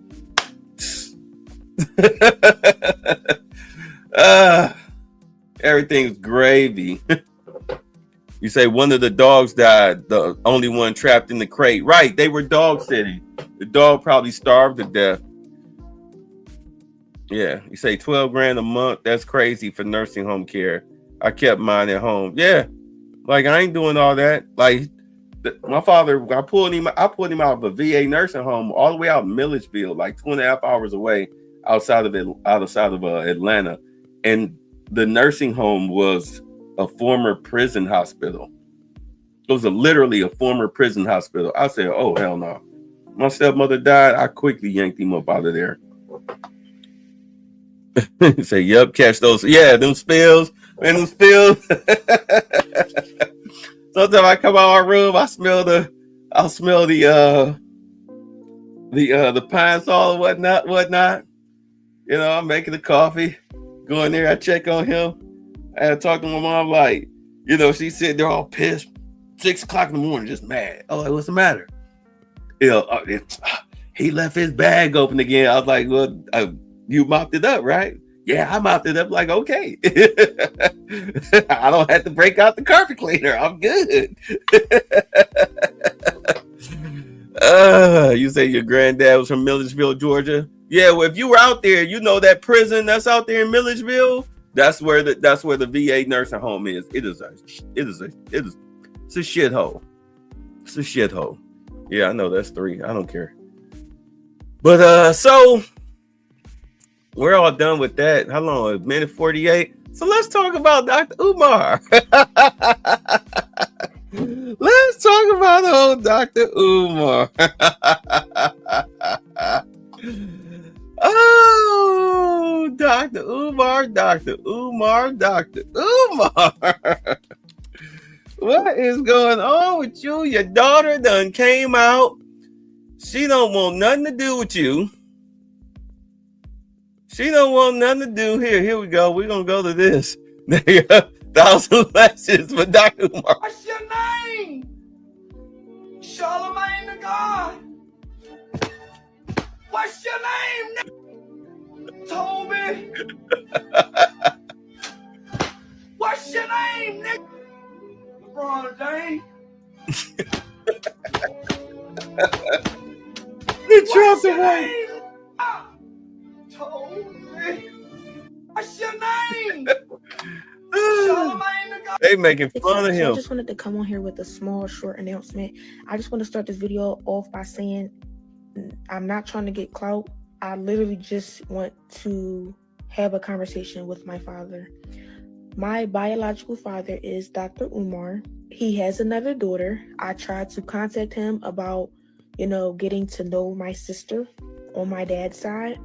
I asked him if he knows her or if he has her number. He ignored me and never responded. Everybody know everybody know Umar don't answer his phone. He don't answer his phone or respond to his text unless you talking money for him. Outside of that, he's not gonna answer. We all know that. We've known that for years. I'm 22 years old now. My dad has never been to anything important, no graduation, no birthday parties, nothing. He has not been in my life. Again, I'm not making this video to bash him. I'm making this video to state facts, okay? You can't get on Instagram and get on social media and portray to be an activist and talk about how Black kings need to be with Black women, but you're not even in your Black woman's daughter's life. It doesn't make sense. You're being a hypocrite. And it's frustrating because I reached out to you. Hold on. You didn't know Dr. Umar was a father? Yeah, well, there are two kids that he's mentioned. He always mentioned that he's been said he had two daughters.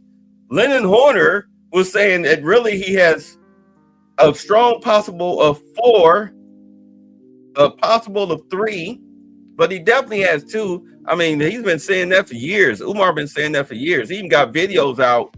Lennon Horner, y'all watch Lennon Horner. You want to know, some good background. Let's say you typing or whatnot, you doing computer work. You want something in the background playing. Put on Lennon Horner talking about Umar Johnson. I mean, brother going for hours talking about Umar. I mean, Umar really rubbed Lennon Horner the wrong way for him to dedicate well over a year of his life, his internet life, to be digging into Umar's life like that. He really ticked him off. Any with a white woman, I don't know. I mean, that would be hilarious.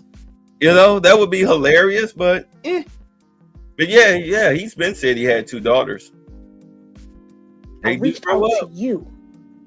I shouldn't have had to do that. I'm you. I reached being a hypocrite. And it's frustrating because I reached out to you. I shouldn't have had to do that. I'm your daughter. But I'm smart enough and logical enough to know that you would never reach out to me because you don't have my phone number. And I'm pretty sure you wouldn't try to reach out to me because for what? I don't want anything out of you. I want nothing but a conversation. Forget the relationship. I really don't care too much about that at this point. I just wanted a conversation out of you and you shut me down. You ignored me. You should never be too busy for your daughter ever in life. So I just wanted to make this video to just try to, I guess, somehow find my sister on my dad's side. So if you see this, please reach out to me. Please DM me because I want to know who TikTok. So I just wanted to come on.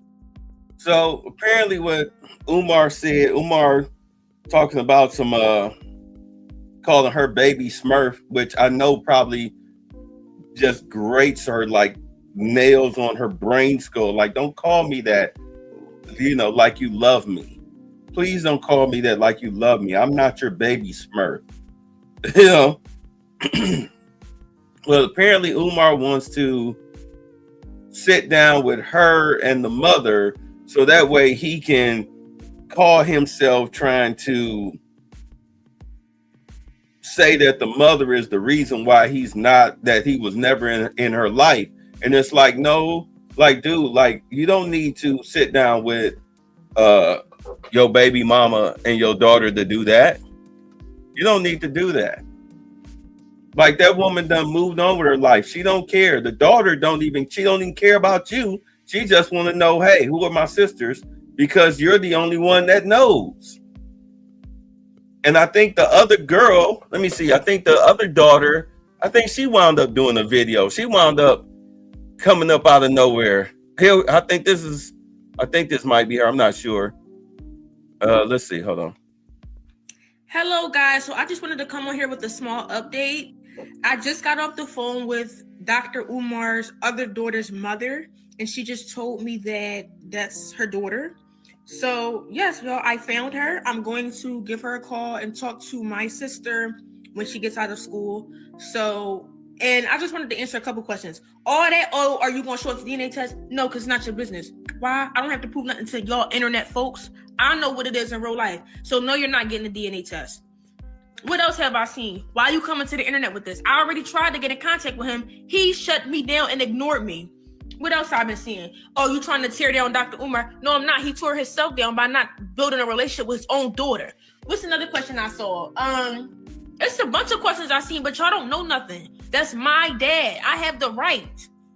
And that's my sister. I have the right. Clock Oh, okay. This is the same girl from the original Hello, video. guys. So I just wanted to come on here with this.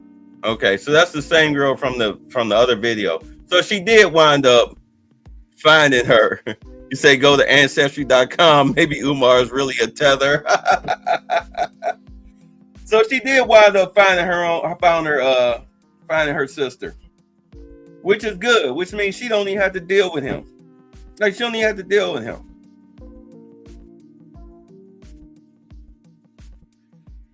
Look, let's get into this red pill stuff real quick. You out here making babies, or you got kids already, whatnot, you know, whether you paying child support or not, paying child support don't mean that you showed up. It really don't. This is your child. You need to physically be there. You need to physically be there. I mean, the courts now, they're making it more, well, I don't know about with the Biden administration, but if you go in there with a lawyer, and not a lawyer like dude that was talking about some, it costs you $70 grand to try to get custody. Like, dude, quit lying. That's because you're ripping people off. Let's just be honest. You were ripping people off. 70 grand. The chick ain't paying 70 grand. Why am I paying 70 grand? Yeah, because you stringing it out. You got to pay off the judge and all this stuff. You're a trash lawyer. At any rate, you walk in there with a lawyer, all right, and you get it done. You get it done because the chick ain't walking in there with a lawyer. Y'all ever watch these little shows, these little court cases on YouTube? Look them up. These little custody battles and everything. You get these judges, man, they laying these chicks out, catching them in lies, forging documents, everything. Got police, the sheriff showing up at the girl's house in the middle of the court proceedings. Are you the judge? Are you at 1515 Mockingbird Street? That's your residence? That's where you are now? Okay. All right. We're going to take a 5-minute recess. We'll be right back. Then she comes back and the judge extends, let the mother just run her mouth, get real comfortable. All of a sudden, the mother opened the door, goddamn police with the cuffs swinging. Oh, those be the best cases. But they don't be playing them games. A lot of these judges, not all these judges are on the side of the mother. Some of them actually uphold the law. They treat it equally. Yeah, fight for your damn kid. But if you got to pay the child support, work out the custody issue. Be in your kid's life. A lot of people, because they have problems with the baby mom, they do the custody exchange at police stations.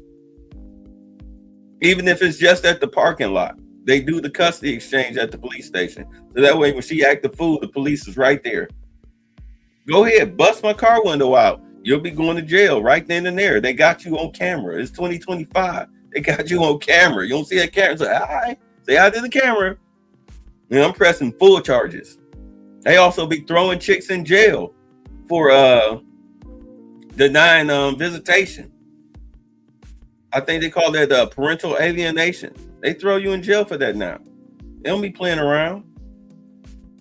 So no, yeah, she don't need Umar to suddenly be calling her baby Smurf and all them goofy little names that, you know, she probably never heard him say in her life, according to her.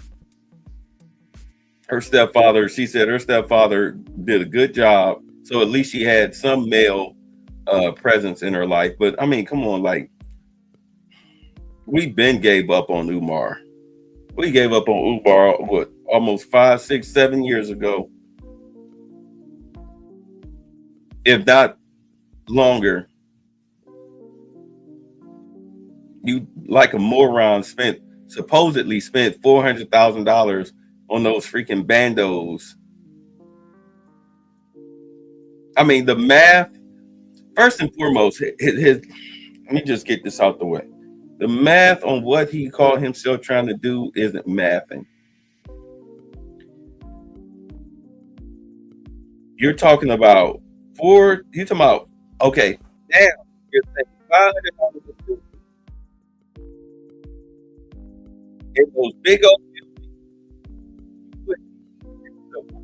buildings, based on not to mention your staff, operating costs and everything, you would probably need, let's see, LeBron's school, his little school costs about $8 million annually to maintain.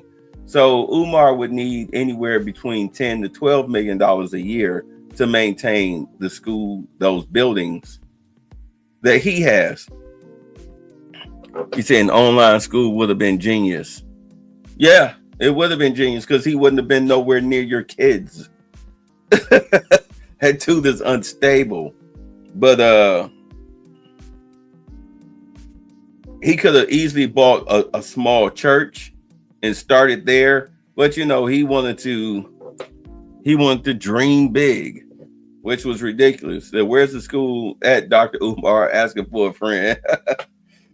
He said he's supposed to open up this September again, even though there's holes in the roof. When you hear him walk around the school, you hear the dirt crunching up under his feet. You got ceiling tiles still missing. You notice he hasn't shown us the bathroom, the one that had the big hole in the wall above the urinal. He hasn't went back in there since. You don't even have desks. You only have desks. The chalkboards are disgusting. Plus, that building is not fit for occupancy for students. There was a reason why the place shut down in the first place. It was unfit for occupation. So good luck for getting. There ain't no way in hell they're gonna let you open up a school 5 miles within a prison. Are you nuts?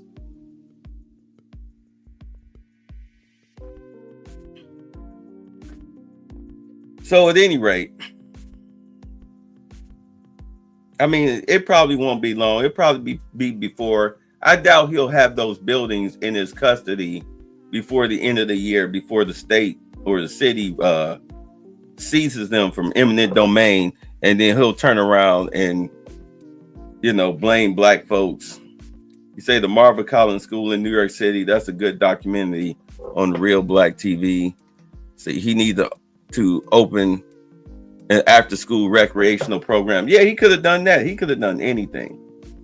But instead, he wanted to dream big. And based on how his donations have dwindled to damn near nothing, you've been kicked off of every money exchange platform on the planet outside of PayPal. You can't even do Cash Apps no more. But I told y'all the Cash App, they'll shut you down. They see too much money coming in, they'll shut you down. They'll shut you down. So now he PayPaling now. It won't be long before PayPal shut him down. You say you up there too? After school programs. Yeah, that would have been great. He could have fed them, have after school study, you know what I'm saying? Get some old teachers, you know, some retired teachers. They weren't going to volunteer. You go ahead, you pay them chicks like $50 to $100 or whatnot to come in and help tutor, you know, the black boys that you said you want to help. Could have had them come in and tutor them boys. Let them have the gym, let them play with the basketball. fights break out, you can talk to them about controlling their emotions and not being aggressive with each other, love each other. You can work it out. Talk with your mouth, not with your hands. But boys are going to be boys. They're going to do that. So, hey, put them in the ring with the boxing gloves. After we got the boxing program, that way you can control that aggression and learn how to defend yourself. Say advanced credit classes to prep for college or trade schools. Well, see, that's the thing. Umar wasn't trying to get like teenagers. He was trying to get like preteens. He called himself trying to educate preteens. He want elementary school age. He don't want the high school age. He want elementary school age. Because normally between up until you're like 8 years old, your mind is a sponge. And by 8 years old, especially when you're in school from 5 to 8, those are your most critical years. Those are your early development, childhood years. This is why the pedophiles were trying to groom the kids in elementary school with the sex books. All right. And all the rainbow flags and stuff. They were literally grooming them. They were literally grooming them to be gay. They were getting them early in their childhood development years, putting little boys in dresses and everything. Y'all saw the video where the fathers went up there to go smack fire of a teacher for putting their sons in a dress. Like, what the hell is you doing? Secretly doing it while he at school. Yeah, so that's why Umar was trying to get the elementary school kids. Yeah, drag queen story time, exactly. All that all that fucking pervert shit. That's $6. But at any rate, just based on the donations that he had coming, what little donations he had coming in, location, all right, and just him as a person. Nothing on the books, nothing on paper, nothing. Just a hot, disorganized, give me money, online cult situation. That's really what it is. It's an online cult. I mean, you read some of the comments and you're like, what are these people smoking? But then again, for people to be caught up thinking Umar is somebody worth worshiping. I mean, you talking about low IQ. I mean, serious low IQ. These people are basically retarded. Like, you can't be that stupid.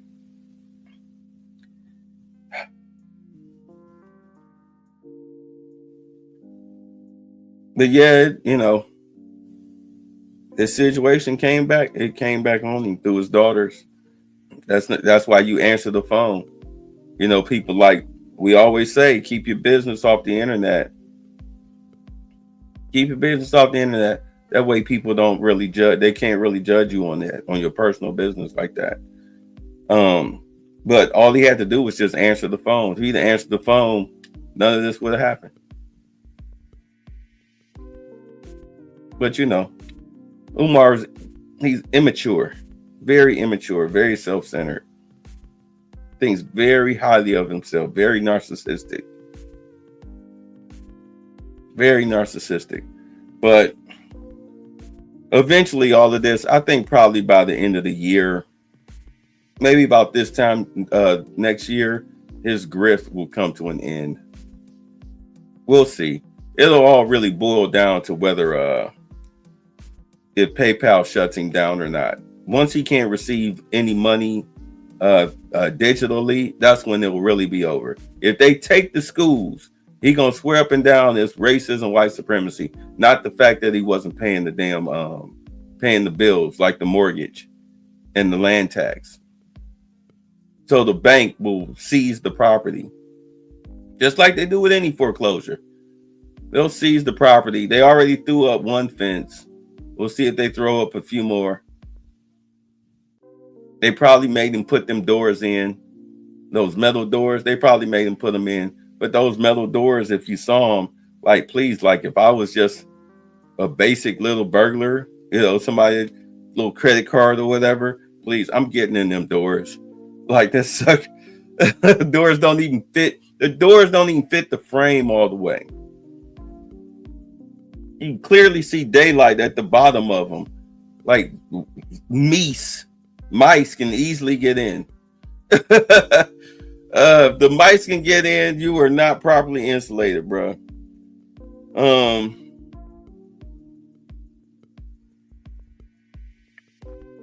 But no, his grift is it's starting to fall apart. It been fell apart, but it's starting to fall apart. And as much as he likes to think that he has the mind of the youth, bruh, when dude brought you on that show here in Atlanta, and you had your belongings in like a duffel bag or whatever, looking around, yeah, this is nice, and then he clowned you with the white girlfriend. Like, man, that's what the youth think of you, Umar. That's what the youth think of you. And the only reason why you didn't walk out right then and there like anybody else would have was because they didn't give you that check yet. You say BlackRock will buy it at the sheriff's sale and turn it into ICE detention.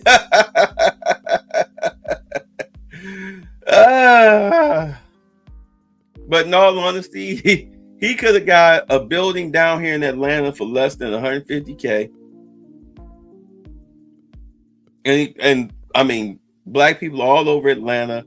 I don't know how quote unquote conscious Atlanta is right now, but at the price he was charging at $300 a student, I mean, for a private school, that was a good price. But we've already did that down here back in the 90s with our Pet Asut, charging $300 a kid. And that school lasted 2.5 years before it shut down because the parents would rather go out and buy a leather skirt than continue to pay tuition for their kids, elementary school kids at that. So the people just gave up. Plus, I mean, do understand not a lot of people that are conscious have money like that. A lot of them are, they out here in Power Rangers costumes or selling incense and stuff like that, working at some herbal shop or everything. Yeah, $300 a month. No, but now it's $500 a month because inflation, I guess. But it wouldn't have worked out. It wouldn't have worked out. People like that would be able to pay $500 a month for a private school are not going to send their kids to a school that looked like that really in a bad neighborhood. That's stupid. That's very stupid. If they're gonna pay $500 a month, they better walk in and be, somebody in some white gloves and a black tuxedo better be opening them up a mineral water. Here you are, sir. Looking like Buck Rogers. I mean, something. You gotta be impressive, not just some old dusty, big, stanky looking crackhead dude. Thompson, I'm gonna skirt you with a water gun if you walk in here with a weave on. Like, dude, like the people that's paying $500 a month for a private school have weave in their hair. Hate to tell you that. I now understand though when he did that interview with the fat light-skinned lesbian chick who had a son, and she was like, "Nah, I ain't letting my son go to Africa with you." Yeah, I get it now. I get it now. Like, yeah, but he just better hope the IRS don't come knocking on the door about his so-called charity.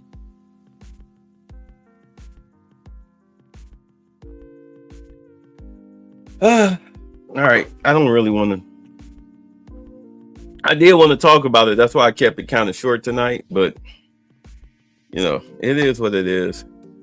It is what it is. Do me a favor in the comments below. Let me know what y'all think about the new exit video. I'll catch y'all tomorrow.